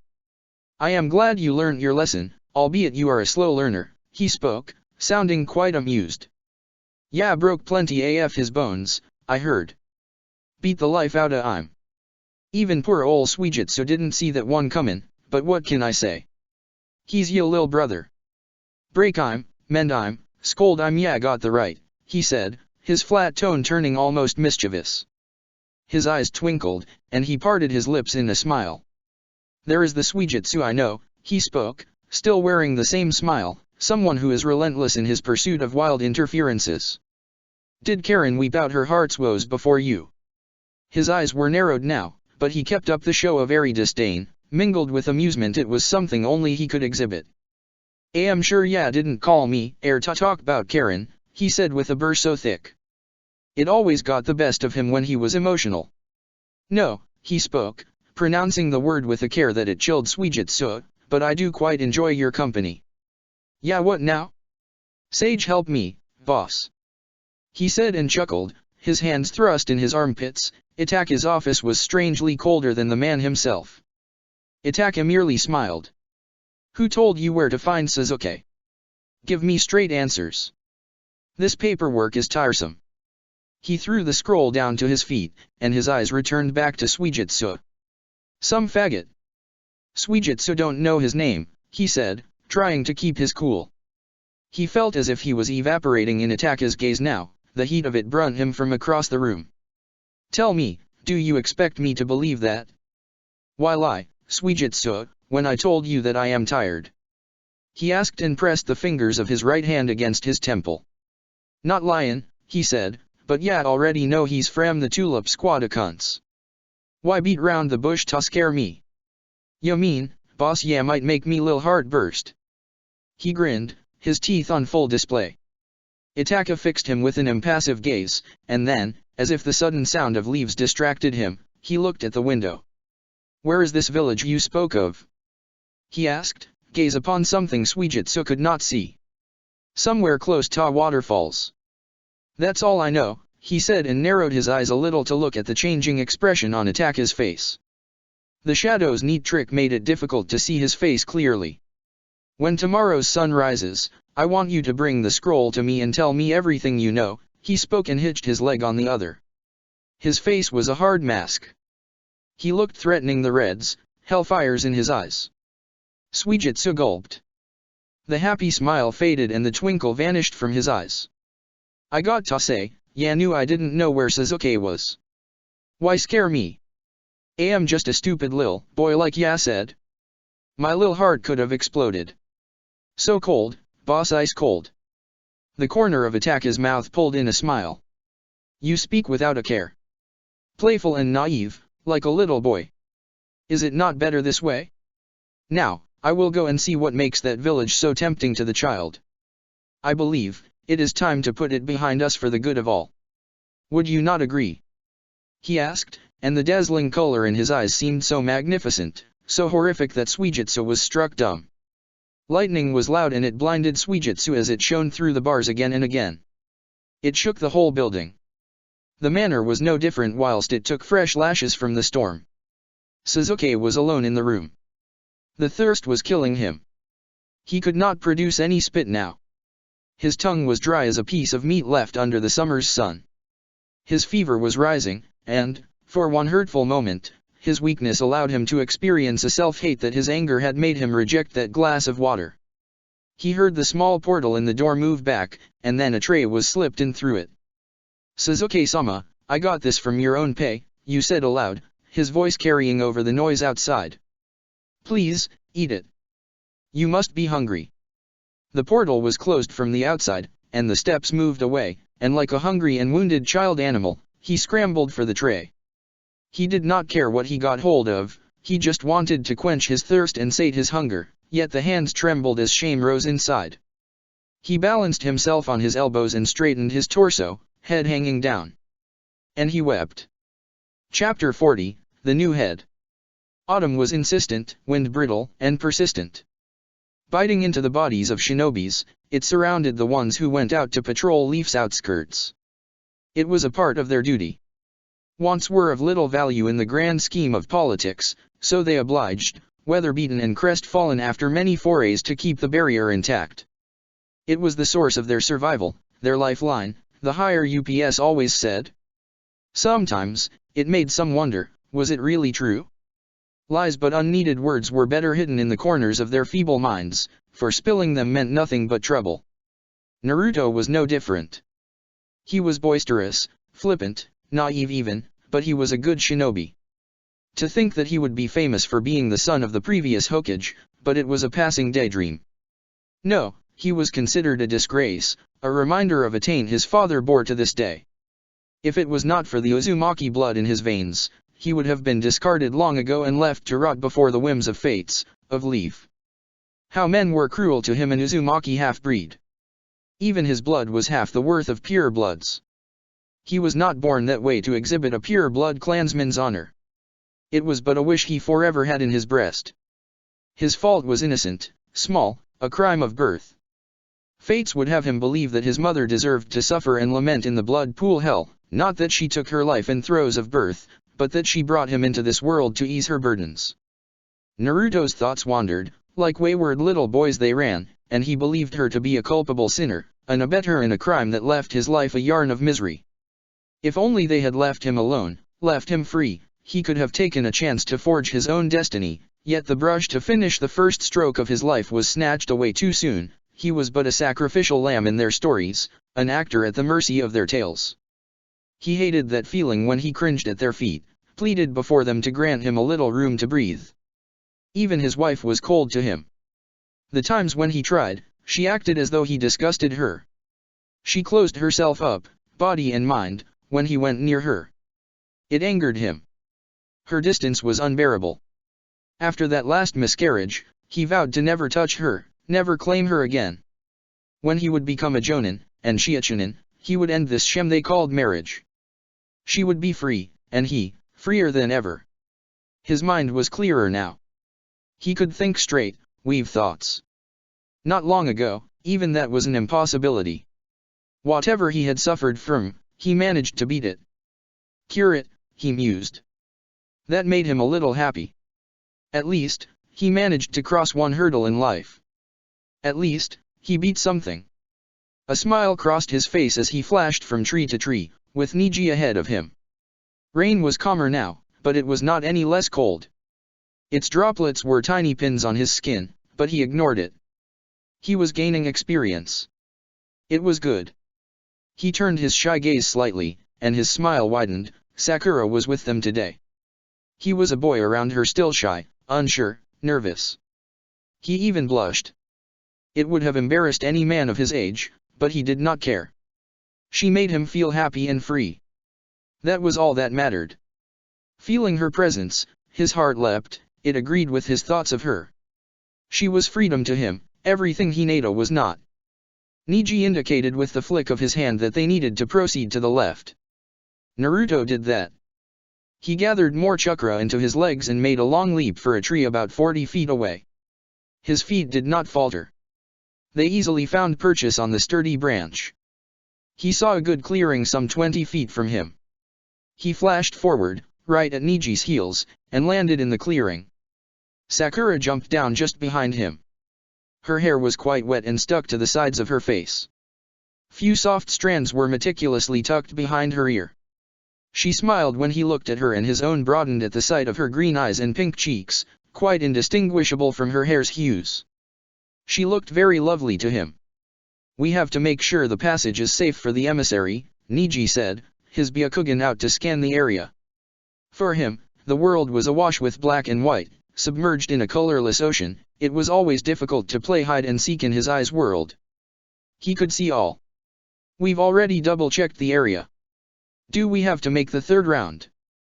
Naruto asked and put his hands behind his head. "Yes," he said, turning around. "Itakasama's orders. If you don't want to get scolded, finish this as soon as possible. He wasn't happy when I turned in our search report late last time. He's never happy. That scowl's permanent," he said, wearing a big grin on his pastry pink face. "Make some bunshins and fan out. Send 2 with me. I want to check the area close to the borders," he said, rubbing his hands together. His breath hung like a ghost before his face. Damn, it was cold. "You two, stay here and make sure the barrier's working fine." Lightning sparked overhead, and the rain turned heavy. It pelted their faces, but the wind was calm. Naruto stared up and groaned. He made his signature hand seal and created 6 annoyed versions of himself. They made terrible faces and emitted sounds of protests, but they went away with Niji. Sakura took out a scroll from her pocket and spread it over the wet ground. The ink was waterproof, and the raindrops could not soak through the water-repellent surface. Naruto looked down and made a few hand seals. It materialized the barrier. It was a gauzy thing, big and round. It stood motionless before them like a stretched-out, flimsy curtain. Light slithered off it and rain fell through to the ground. It was a strange-looking thing that simply sounded off an alarm in the headquarters. Useless. Naruto moved his hand to touch it, but it went straight through. The thing was ghostly. He felt nothing on his skin other than a tingling sensation. He guessed that it was due to the hand seals they made. Sakura gathered chakra on the fingertips and poked at it and created ripples that went far and wide. "Looks fine here," she said and gazed up towards the sky. Clouds were breaking apart above them. The rain would stop soon. "Itachi really offered you a place in Umbu?" Naruto suddenly asked, and her face smoothed out like the sudden shock left her with nothing to show. "Who told you that?" she asked, sounding almost annoyed. Her face nodded with an emotion he could not read, but she quickly turned her face away, pretending to be distracted by the crow cawing up in the tree. Naruto walked away from her and sat down on a large rain-slicked stone. He put his hand on his face and wiped away the raindrops from his cheeks. "The whole squad's talking about it," he said, shrugging, his eyes upon the waves of pink fallen loosely around her face and broad forehead. It was something she was ashamed of to this day. She combed her hair in many ways to hide it, but she never managed to conceal it completely. She turned around, hands on her hips, mouth contorted with something of a scowl. "Sarizawa-san's busy with advanced training, so Itachi-sama offered me a place as a replacement. It's a contract-based job. I'd have to perform some of his duties. It doesn't make me an umbu," she said and huffed out a deep sigh, and her cheeks grew redder. "I've got to say, the team talks a lot. Sasuke probably ratted it out." "Doubt it. I haven't seen him in weeks. Besides, he's not the gossiping type." "You know that," he said and palmed rainwater into his mouth. He drank it and emitted a satisfied sound. "You sure hate him these days. I don't know what's going on between you two, but you've got to work it out. We're not children anymore. I don't hate him." She burst out loudly in anger and fell silent, realizing that it came out louder than she had expected. Her eyes flit from tree to tree on her right in nervousness, and her heart began to trip and writhe when she thought of him, his face, his body. Damn him Sage, damn him, she so wanted to wish ill upon him. "Okay, Sakura-chan, I believe you," he said, a bit amused. Even if she had lain with Itake, it was impossible to satisfy her lust completely. It stayed and fed on her like a leech with a draw so hungry as it soldered itself to her body, not in a mood to leave her be. Slowly and tortuously, it sucked her dry and left her helpless. The heat from his body was drugging. She had not even touched him in a way she wanted, and still she was at his mercy. How she longed for him to be at hers, bound to her in her iron will, shackled to her body and spirit, so that she would have her way with him again and again. And again, and leave him without a mercy, without a ground to stand on. Then he would come to know how it felt to be unwanted and still continue on to feel the aches, how it felt to taste rejections and be shamed at another's whim. He was cruel to her.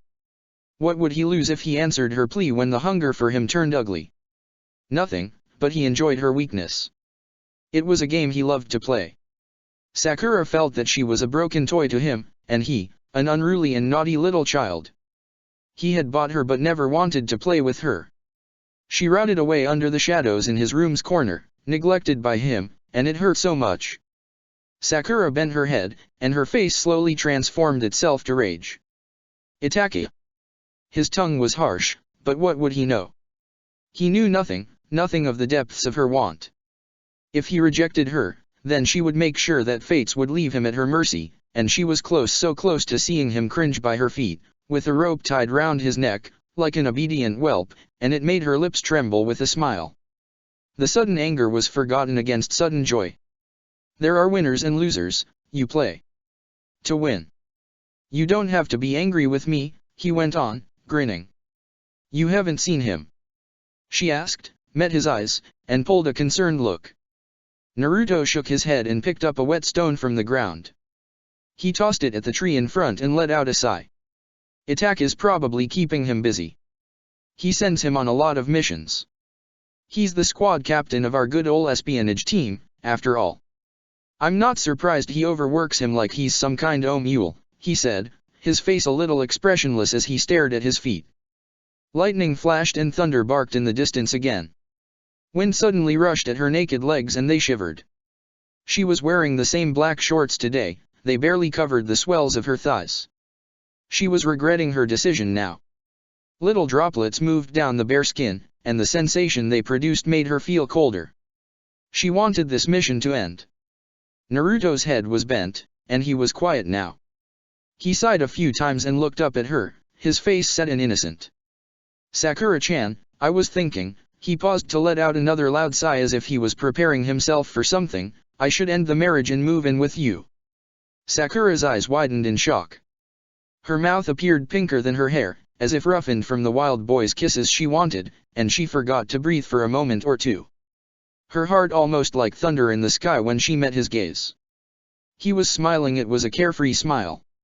He was the same naive Naruto she knew since her Chunin days. It made her feel like a monster. She did not want to do this to him, but she had little choice in the matter. It was for his own good, hers, too. Naruto, it's so soon, she said and watched his lips lengthen in the saddest smile. She really hated herself at this moment. You always say that, he said, and his mouth twisted down into a frown. He looked a little sad, a little angry. Then his mouth rebounded into a half-smile again, as though he had admonished himself. Naruto, she whispered and approached him. His head was hanging down a bit to the left, and he sniffed loudly and moved his hand across his cheeks. He was weeping. She put her hands on his head, her fingers threading into the thickness of his sun-like hair. He leaned forward and burrowed into her stomach with his head, and his arms reached up to curl about her hips. Sakura-chan, you don't love me? He asked weakly. He was still silently weeping. Naruto, she breathed out, her eyes misting over, of course I do. Why would you even ask me that? She stroked him gently and fixed him with lying eyes as he strained his neck to look up. Then why don't you? He asked, and there was desperation on his face. He seemed beaten, tired.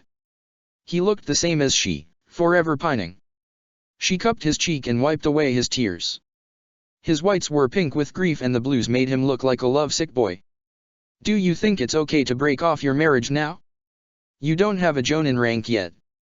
You need it to stand on your own 2 feet. If you do this now, who knows what your parents would do? It'll make things worse. I don't want that for you. He was silent for a few fleeting moments, meeting her spring-loved eyes with a hot intensity in his. This isn't fair to Hinata, either. She doesn't want me and I don't want her. I want her to be free, too. The sooner this ends, the better, he said roughly and pressed his cheek against her stomach again. Her clothes were soaking wet, but he did not mind. He loved her. They were not going part them, he would not let them. Sakura skittered her hand through his hair and whiffed at the smells of leaves earth, her mind lost in thoughts. She needed him.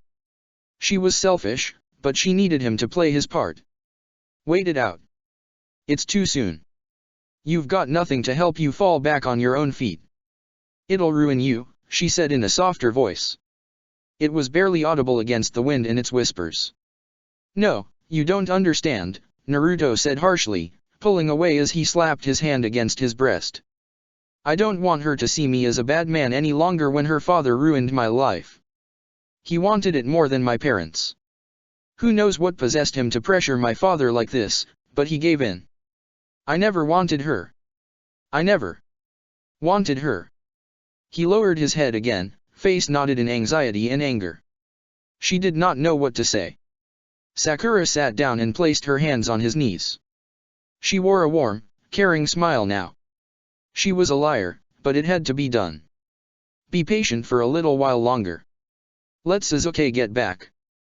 I'm sure he'll help you out, he always does, she said and raised herself up to sit on his thigh. She pulled his head to her breast, and he loosened and relaxed in her embrace. Naruto nodded in response, putting his hands behind her back. It did not matter to him, as long as he could have her, he would face them all. The thought gave him strength, and he closed his eyes and listened to the gentle sounds of rain and thumps of her young heart. It was soothing somehow. Bare legs, with a pair of underwear around the right ankle, were parted wide. He drove into her with all the strength his small body allowed him, still little and young, beautifully naive. His hands roamed over the tiny swells that would develop into breasts in later years when she would attain that womanly shape. She was young, too tight and warm. It did not seem right to claim her body. She was a child still. For now, it did not matter. She was warm, slick, taut.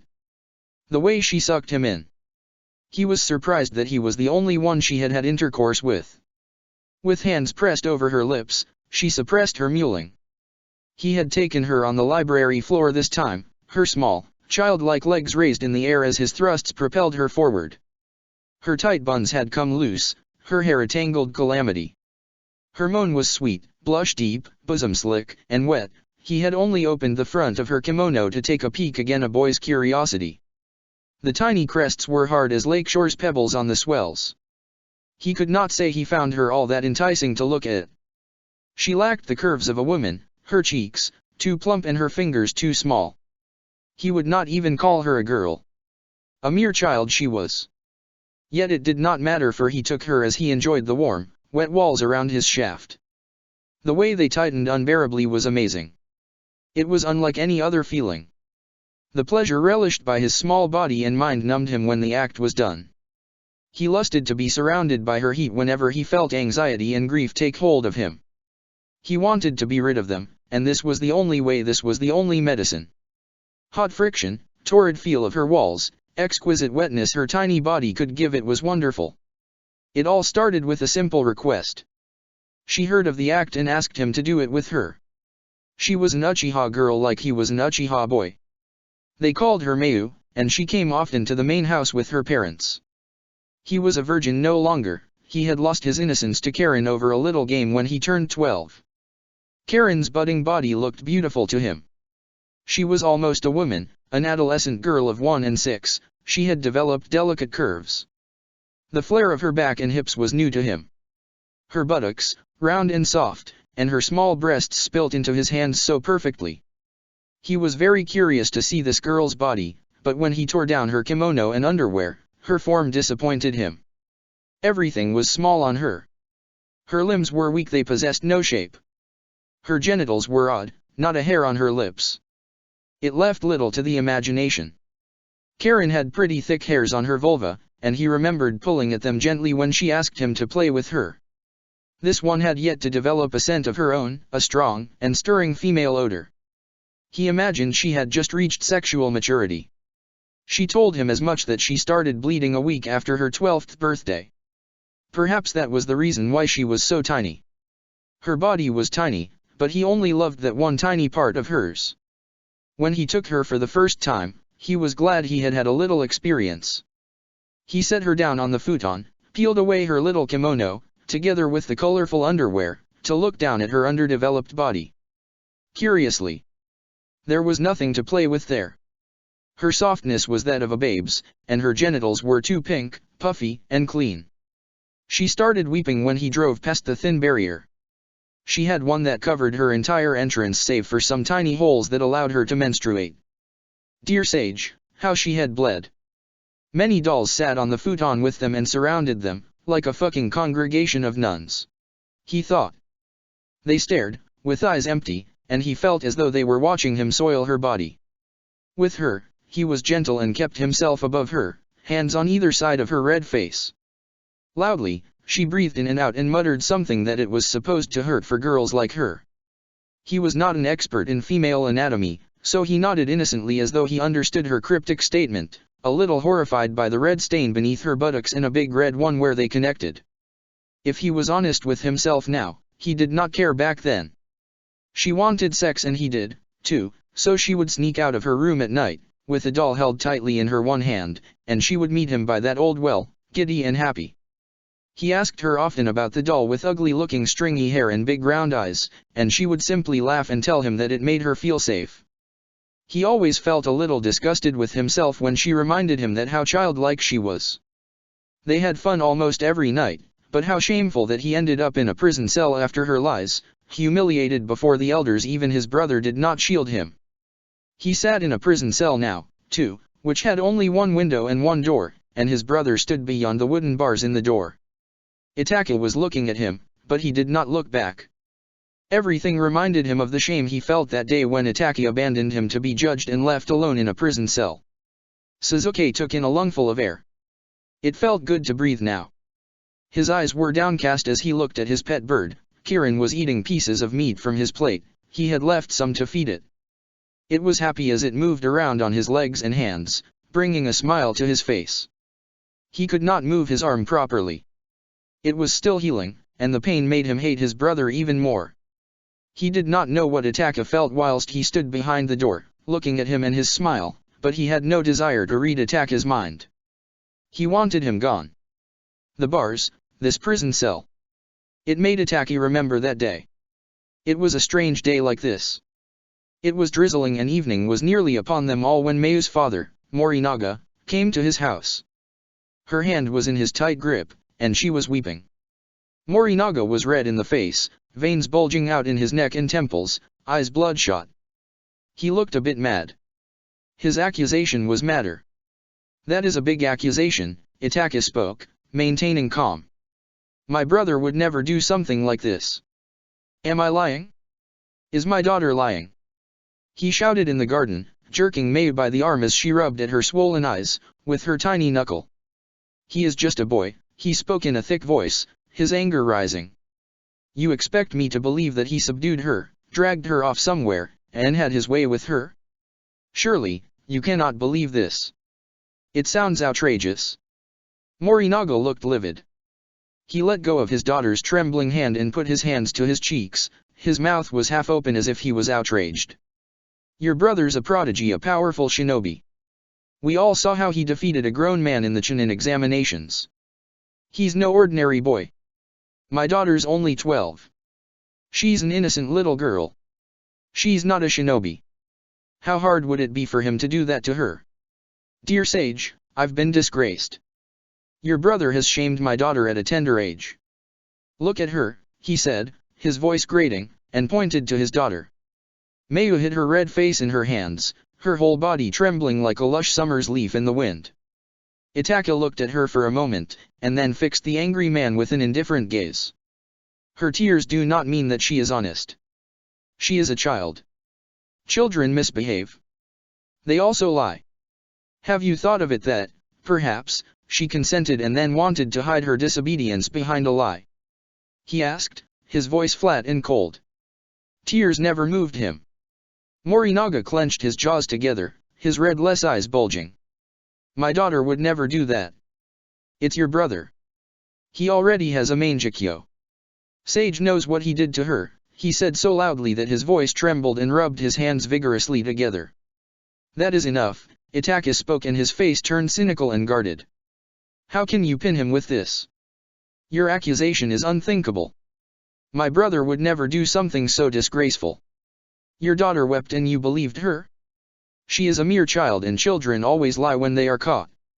Is that not true, Mayu? He turned his face to her, his expression a ghostly visage of emotions. Mayu removed her hands from her face, breath still hitching in her breast, she hiccuped a few times, and her eyes tried hard to flee his red. Suddenly, Morinaga stepped before her to shield her from his eyes. Are you trying to cast a genjutsu on her? He asked with a shout, spit flying from his mouth. No, I am going to read her mind. Let us see what she has to say, he spoke and brought the sharp glare of his eyes upon him. He saw the man flinch, but he was stubborn. I won't allow you to rewrite her mind. You have a mangekyo, too, and you like your tricks. I know what that boy means to you. You could kill my daughter to shield him. I won't let you. He snarled and clasped his daughter to himself. She was so small that she barely came up to his stomach. Morinaga, he spoke in a low threatening voice this time, you are crossing a line.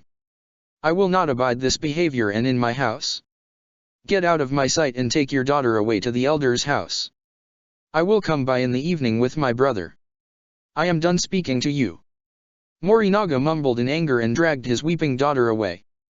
They disappeared behind the large stone, girded by a sacred rope, decorated with shide. The chilling breeze moved the boughs and blew the dry leaves away. He was only momentarily distracted when a sound from behind made him turn. Suzuki stood in the door. He had come back home from his evening training with Saraizawa. Nii-san, why are you standing outside? He asked in a small voice and looked around. The garden was empty and leaves moved in spirals across the ground. Suzuki smiled and approached him and stopped in his shadow. There was a shy blush on his face as he looked up to his brother's sober face. When Itachi did not smile back, his smile faltered and his face turned nervous. His brother always received him with a smile in the evening. It was strange for him to be so cold to him. What's wrong, Nii-san? Are you angry with me? What did I do? He asked and grabbed Itachi's hand in his. Itachi pulled in a long and deep breath and spoke, Suzuki, were you intimate with a young girl? Mayu, was it? Suzuki's eyes widened, and he averted Itachi's gaze immediately and pulled his hand back. He looked nervous. Then his expression changed, and he frowned and looked back up. Who told you that? I told her to keep it a secret. Girls, they always lie. He said in anger, and his mouth twisted in a scowl. Shock crossed Itachi's face. He was not expecting this. You are still a young boy, and already you are sexually active? You are too young. Do you have any idea of what you are doing? He asked, his face enveloped by shock. So what? It's only sex, he shot back, stubborn, his fingers clenching into fists. What's the big deal? Itachi sat down on one knee and grabbed him by the wrists. It is a big deal for a boy your age. What if she conceives? Have you thought of that? What will you do if that happens? He asked and watched as the features delicately changed on Suzuki's sweet face. Someone told me that you were active when you were 13. Then why can't I do it? He protested, his eyes big and hard. What is this, a competition? You want to best me in everything no matter how terrible it is? Is that how you want to live your life, imitating my every action no matter where it hurls you? He asked, looking at Suzuki and the flash of innocent confusion coming over his face. Not everything I do is good. You should know. But you're perfect, Nii-san. You're the best. I want to be like you. He said with honesty, the corners of his lips curling up in a slow and warm smile. Anger faded from Itachi's face, and he smiled and brushed Suzuki's rough hair from his forehead. He would reason with Sasuke. He was too young to understand these things. He brushed away the dirt from his high collar, too. Change your clothes. We have to be at the elder's house in the evening, he said and stood up. Why? He asked and stared up as his brother's face that hardened again. Itaka considered him for a moment, but he did not say anything. Looking back now, he had made a terrible mistake, a very terrible one. When evening came, they went to the meeting hall in the elder's house. It was a dark room, barely illuminated by lanterns.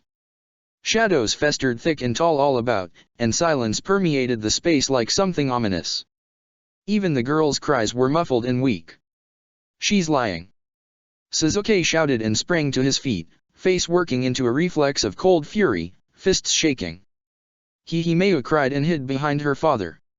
Shut up, you dirty little wench. He snarled, face set, and his jaw twisted. I'll break your bones. You better tell the truth. Sasuke, cool your anger. You can speak without this crass language. Do not shame me in front of the elders, Itaka spoke and grabbed him by the wrist. He tried to pull him back down but he would not budge. But, Nii-san, she's lying. She asked me to have sex with her every night.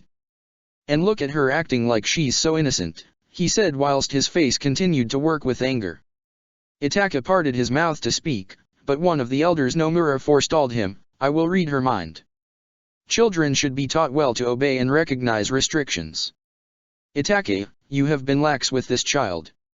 This is not the way to bring up young Uchiha boys who will bear the clan's torch. He spoke slowly and gestured with his hand for Mayu to come to him.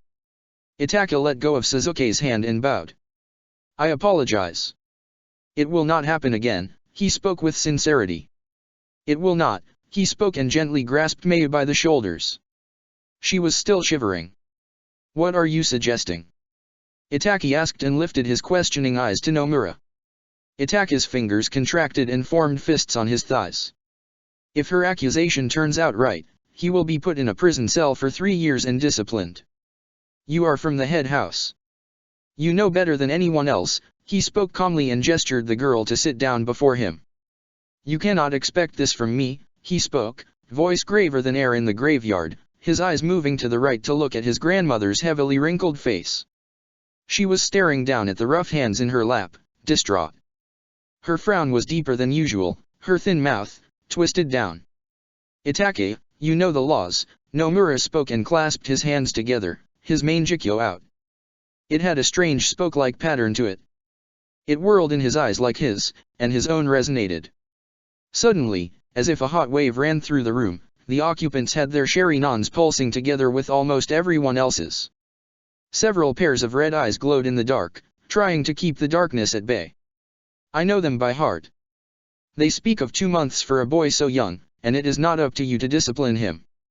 If he has made a mistake, it can be overlooked in the light of his age, Itaka spoke slowly, danger radiant about him. Stay calm, young Itaka. We are only deliberating, another elder spoke from the left. The darkness gave him a subtle cover, his voice weak and rough from age years had taken a toll on his body and tongue. I am calm, he spoke whilst shurikens spun with severe precision in his eyes. Sasuke's anger had vanished, he was afraid now. Sasuke's hand was clamped on Itaka's shoulder, and Itaka could feel his fingers trembling through the thick material of his umbu shirt. Nomura cleared his throat and blinked. You are the head's son and are set to take the seat. The rules are strict if the head family falters. It is only.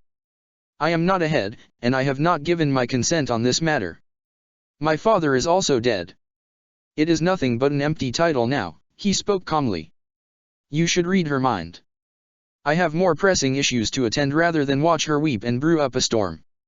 Nomura considered him for a moment and smiled. He stayed silent and looked into the girl's eyes. It did not take long for him to break apart her thoughts and read it all. After a second, he blinked and met Itaka's unanswering eyes, which did not delight Itaka never did. She is speaking the truth, he spoke and gasps went like spears into the room. The silence broke, and all Itaka could hear were murmurs. The shame was unbearable. Sweat broke out on his face, and the character of his features showed nothing but pure shock. He got to his feet and looked down to Sasuke whose eyes were wide open, and he was shaking. He's lying, Nii-san. I didn't do it. I swear it, Nii-san, I didn't do it. I'm telling the truth, he pleaded, his eyes wide with denial. Itaka's face was hard and frigid, but he did not say anything. He grabbed Sasuke by the arm and dragged him harshly out of the room and left the sharp bites of voices behind. Sasuke kept pleading in a shaky voice, but he did not listen. He did not say a word and dragged Sasuke all the way to the empty prison cell. Open it, he spoke without gentleness, and the guard obliged. He fumbled with the keys and opened the heavy padlocks on the door. Nii-san, I swear it. I didn't do it. He said again, and his voice cracked with fear. He was on the verge of tears now, looking from Itaka's shadow-bitten face to the darkness at the back of the empty cell. The guard opened the door, and Itaka pushed Sasuke in.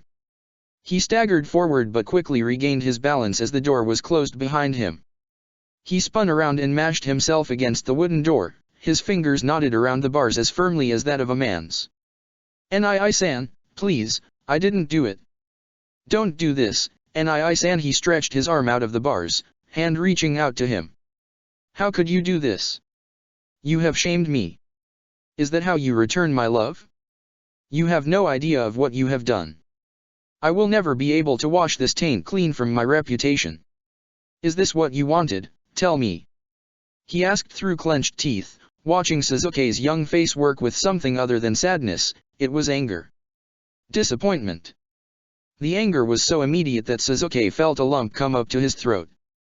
The fleeting sting of tears in his eyes was forgotten. They never traveled to his cheeks, and his face trembled. You're all the same, he hissed and pulled his hands back in. If you don't believe me, then go away. I don't need you. He slinked back into the darkness, and Itaka did not know what to say. He could see Sasuke no more, he had retreated into the arms of darkness. Even the glow of his red eyes vanished. He stood there for several moments, his Sharingan gone. It was as though it could not bear what he felt. He slowly turned around and left. His heart was in distress that he did not know what to do. When night fell, it brought with itself a burden that made it impossible for him to close his eyes and rest for even a moment. 3 years. He would not be able to see him, his brother and only family, for 3 years? It was a long time. What did they expect from him? Was it a test? Itaka sat in his office chair, his eyes open.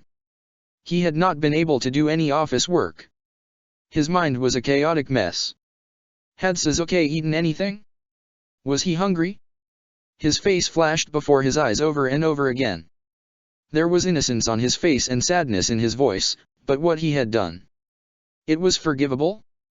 He could not find the answer, yet an emotion, which always existed, crossed his heart's barrier and came over him, and he began to weave his own reasons. Love was beyond morals, it was beyond its shores, and he was a traveler, lost amidst its obsessions for as long as he could remember. When Sasuke had opened his eyes for the first time to gaze upon him and the world, he knew he had to be the one protect him. Love him. Guide him. He was his child, always had been. Love was blind and his was blinder still. He did not want any reason lighting its dark corridors. It was meant to be bereft of reason. Reason polluted love. They were never meant to be together. Love was only love if it was without reason, without condition. If such chains were attached to its flesh, it was no longer love, it was pretend play, a lie, and he was no liar who prayed by love's feet, enticed by its heart's beat. Itaka rose up, his mind made. Sasuke was a young boy, he reasoned with himself. He had made a mistake. He would learn, he was a mere child still. With this reason in mind, he left the office and started walking to the prison cell. He was going to get him out and take him home. He would punish him, but he would not leave him to rot alone in a cell. As a boy so young, he did not deserve it. If he did not protect him, who would? He drew up short of the girl, Mayu, who sat alone on the well outside the elder's manor. Her father was still inside. Her small feet were hanging above the ground, and she was speaking to a doll in her hand. He approached her, his Sharingan out. The crunch of the dry leaves under his sandals made her look up. The smile faded from her lips, and a look of terror passed over her face. She hopped off the well and made to dash inside when Itaka grabbed her by the arm. "You little liar," he spoke disdainfully and knelt down, her tiny arms in his tight grasp, his voice cold and his face angry. A scream swelled in her throat, but she did not get a chance to let it out. He saw the whole thing. His genjutsu was so powerful that her eyes rolled back into her head, and when he let go of her, she collapsed to the ground and frothed at the mouth. The back of her head hit against the stones and a little red sprinkled the pebbles, but he did not care. Had he used his Manjikyo, it would have snuffed her tiny life out in less than a beat. Perhaps that was the gift she deserved. "You almost overcame this, Itaka, but the boy means so much to your heart," the voice spoke from behind, and Itaka stood up and turned around. "You lied. Why would you do this?" Itaka asked, his face touched by raw anger, and he was barely able to contain it. The wind was cold, but his heart was colder. He was furious. The feeling shuddered through him that he felt the air on his body very clearly. It was like ice on fire. Blood pounded in his ears, and his heart took to thundering. The anger spread out in his veins that its powerful surge was difficult to suppress. Her neighbor saw them in the library. She told her father. He would have beaten her with a wooden stick they keep in the garden. She was afraid. She lied. "Children lie," Nomura spoke and tilted his head to look down at the girl convulsing on the ground. Her ordeal had still not passed. Itaka had been ruthless. "I wanted to see if you would value laws over your brother. You have always put them above clan and family, but Suzuki makes you falter. Your love for the boy is truly admirable. It surprises me that you were willing to rewrite her memory just now to save him. I did not think a merciless man such as you had a softer heart for the boy. You have disappointed and shocked me." A little, he spoke and smiled a little to soften the look of disappointment in his face. "He is a child," he spoke in anger's cold clasp, his hot eyes, like sharp shurikens, pinning the other man in place. "You have filled his heart with distrust. You have poisoned it against me. Why would you do this? Your methods are unpleasant, and you are an unpleasant man." Nomura's smile lessened without disappearing. He looked slightly taken aback. "Perhaps I should not have done this, but you are unfit to take over the seat as a head. You speak of distrust, Itaka, but you never did anything for your own slain family. It was the repute of the village that made you bury it deep into the ground and forget. The boy has suffered much at your hands. How many times have you filled his head with illusions, pretty and ugly ones?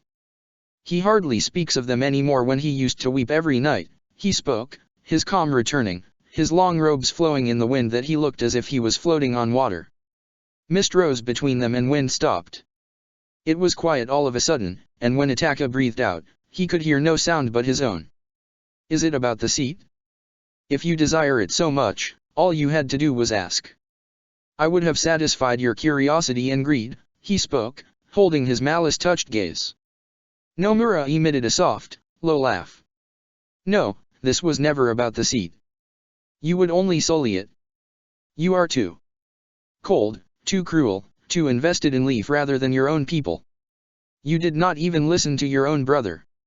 It was his absence that affected your heart. If he is not absent, I doubt you think of him or value his worries. You should be honest," he spoke and kept his voice free of amusement this time. "You think you know me, for you knew my father? We are not the same." Itaka spoke with a thoughtful smile and turned around to walk away when Nomura's words stopped him again. "No, you are not the same, but I had wished you were." Nomura paused to breathe in the air about him. "It is not hard to know you. You flee from your clan and love Leaf, but you do not even think of it before your brother. How selfish and strange is your mind. It wavers. You thrash back and forth between the two like a fish. You should choose one and cling to it. This flip-flopping will only get your brother killed." Nomura started walking, but he stopped to add, "Your father was a king amongst men. You do not even have his shadow. Common as a leaf." Then he walked away, and his words wafted softly to Itaka upon the wind, and he heard them loud and clear. Itaka chose to keep his words to himself and left for the cell. It was dark when he climbed down the stairs. The flames in the lanterns were guttering. They needed more oil to burn. He could not see anything at the back of the cell. The guard opened it at his command, and he stepped inside. A thick wall of shadow stood before him. He did not want to take out his sherry non, so he peered at the back and found his brother sitting in the corner. His knees were drawn to his breast, and he had his arms curled about them. His head was resting on his knees. A tray was set by his feet. The food had gone cold, he had not touched it. "Sasuke, I have come to take you home," he spoke and sat down beside him. He moved his hand and stroked his disheveled hair. "Go away. I don't want to talk to you. Leave me alone," he said, voice choked back and strained, lips shuddering. "Do not forgive me if you do not want to, but come with me. You can stay with Oba-san. I will not stop you," he spoke and grasped him by the arm. Sasuke snatched his arm away roughly and raised his head. His face was red, fresh anger glowing on his cheeks. He rose up and rushed out of the prison cell without him. He sat there alone in silence for a few minutes, his eyes searching for something aimlessly in the dark. At last, he got to his feet and made his way home. The wind was harsher now, and it hissed in his ears. It was a liar like he, like Nomura. Like everyone else, but his brother was pure. His thoughts flit from memory to memory. His mind did not linger on anything long enough to relieve the moments again. By the time he reached home, Sasuke had already left for their grandmother's house. He did not speak to him for months. His anger was always difficult to thaw. It was not till he gifted him Kirin that he came around. Itachi was still looking at Sasuke, his mind caught up in memories and their delightful web that no man was safe from, when Sarizawa's voice broke his thoughts. "Itachi-sama, your grandmother is here.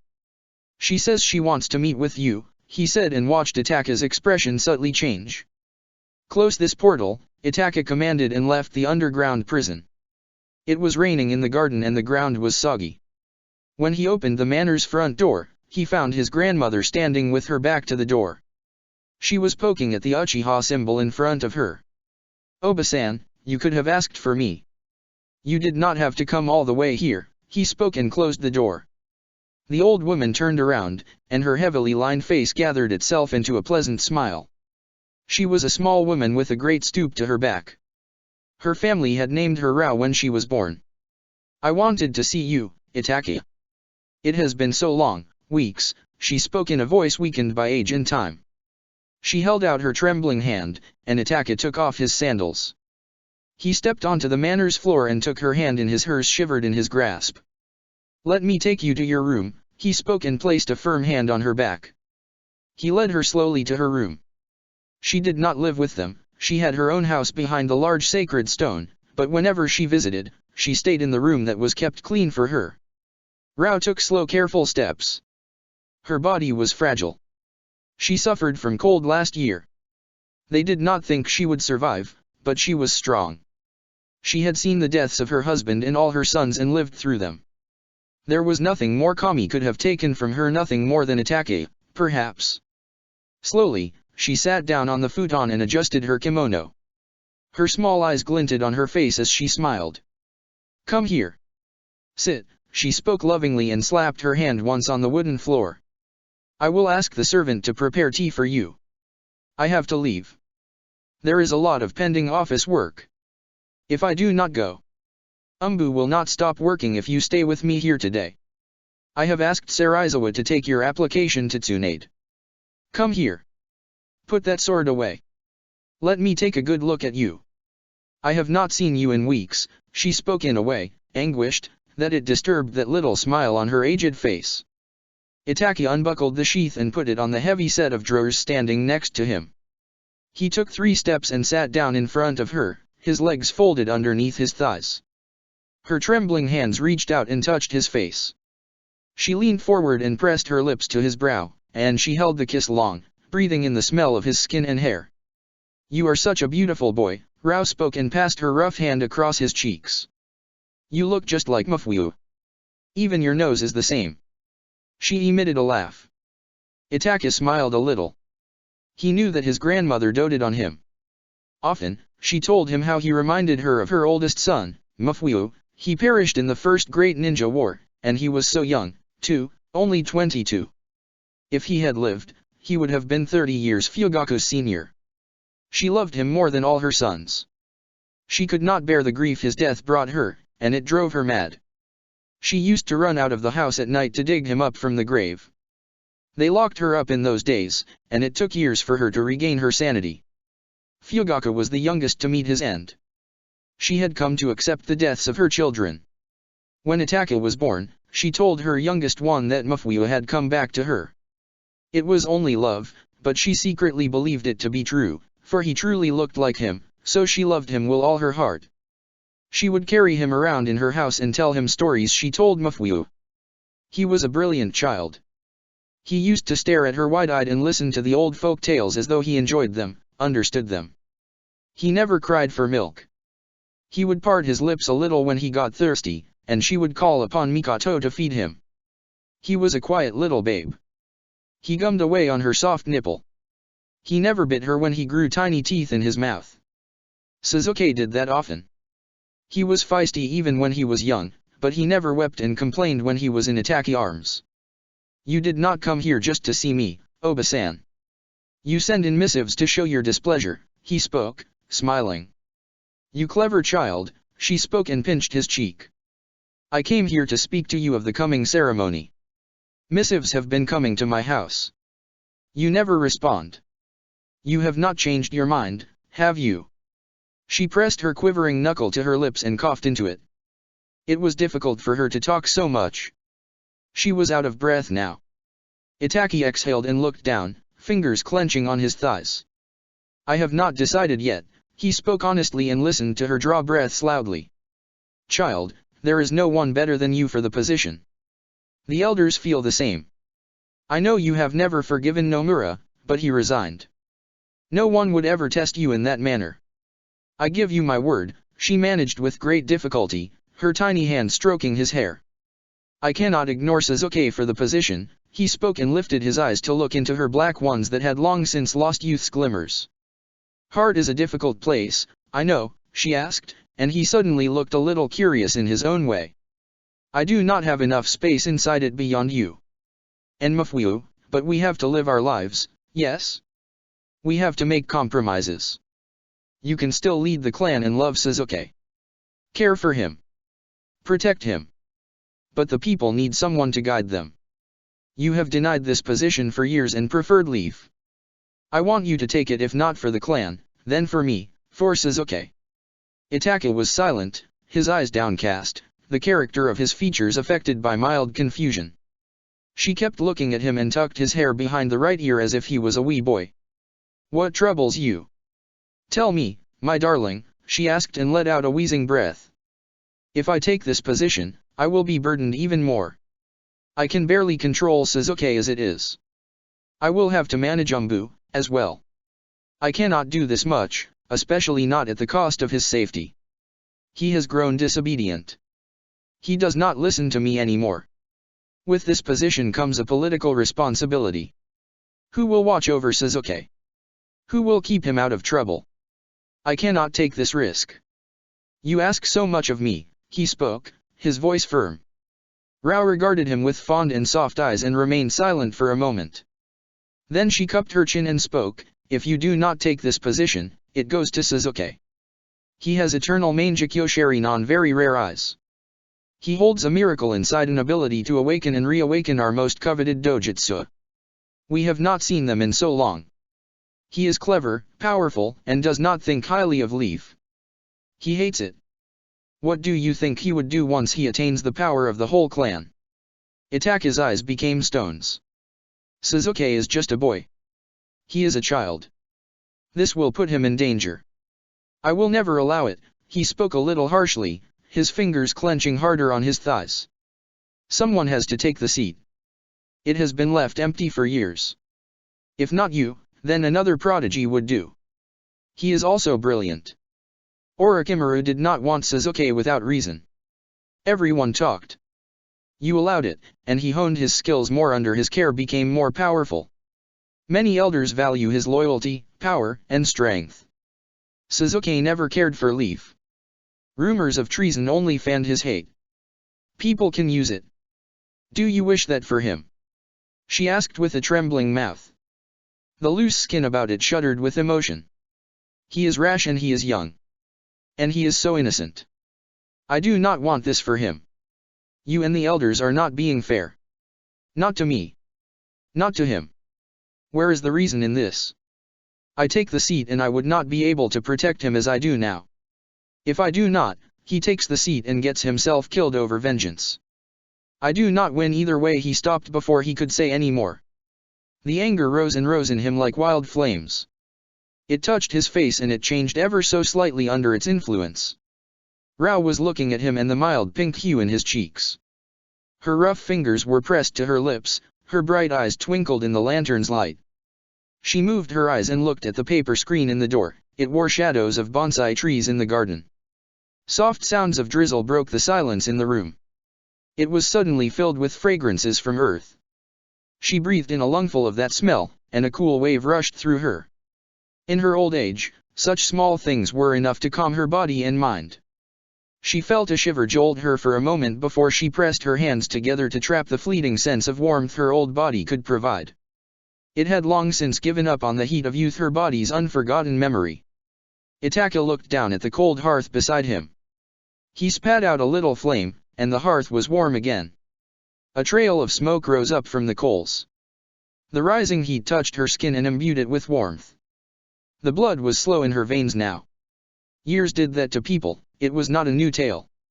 I understand your grievances, Itake, my beautiful darling, she spoke, her eyes wandering over his face, but it will give you more political power. It will elevate your political status and grant you more value than Leaf's elders. You do not think it will aid you in any manner.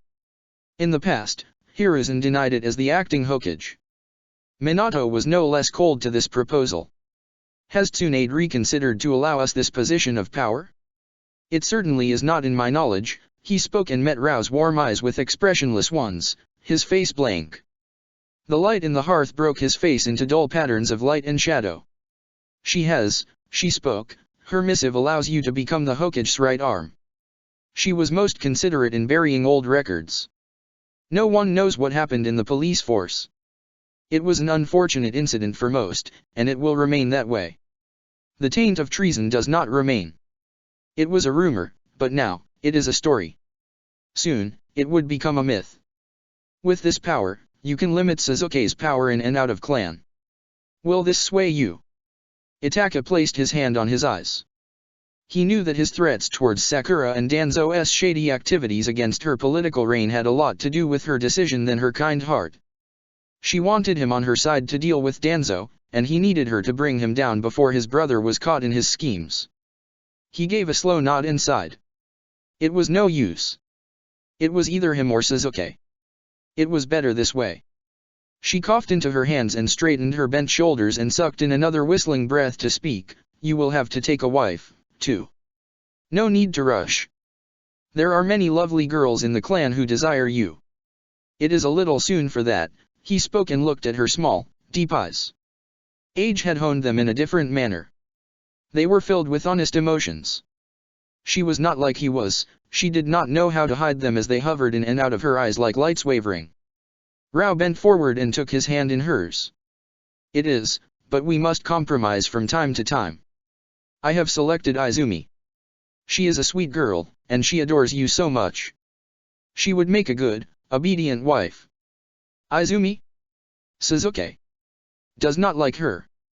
He could never stand her mannerisms and exaggerated confessions of love for me in the secret missives. They irritated him. He will never accept her, he spoke with disinterest in this matter of marriage. But you? She asked and pulled his hand up to press kisses to his fingers. I do not feel anything particular for her. She is a child who has yet to experience the delights of wisdom. I find her to be strange in nature, he spoke, his voice unchanging. Rao pressed her hand to her heaving breast and let out a laugh that left her shuddering. She has kept herself pure for you, yet your heart is so small for anyone else. You can keep her for an heir. You do not even have to marry her, and if she displeases you, you have the right to send her away. Child, get this ceremony matter out of the way. That is all I ask, she spoke and cupped his face in her little hands. Itaka looked back at her and her warm eyes silently. He still had to ask for Sasuke's vote in approval, and asking him for anything now, especially about the head seat in Izumi, meant nothing but trouble. Check the description for the links to the author.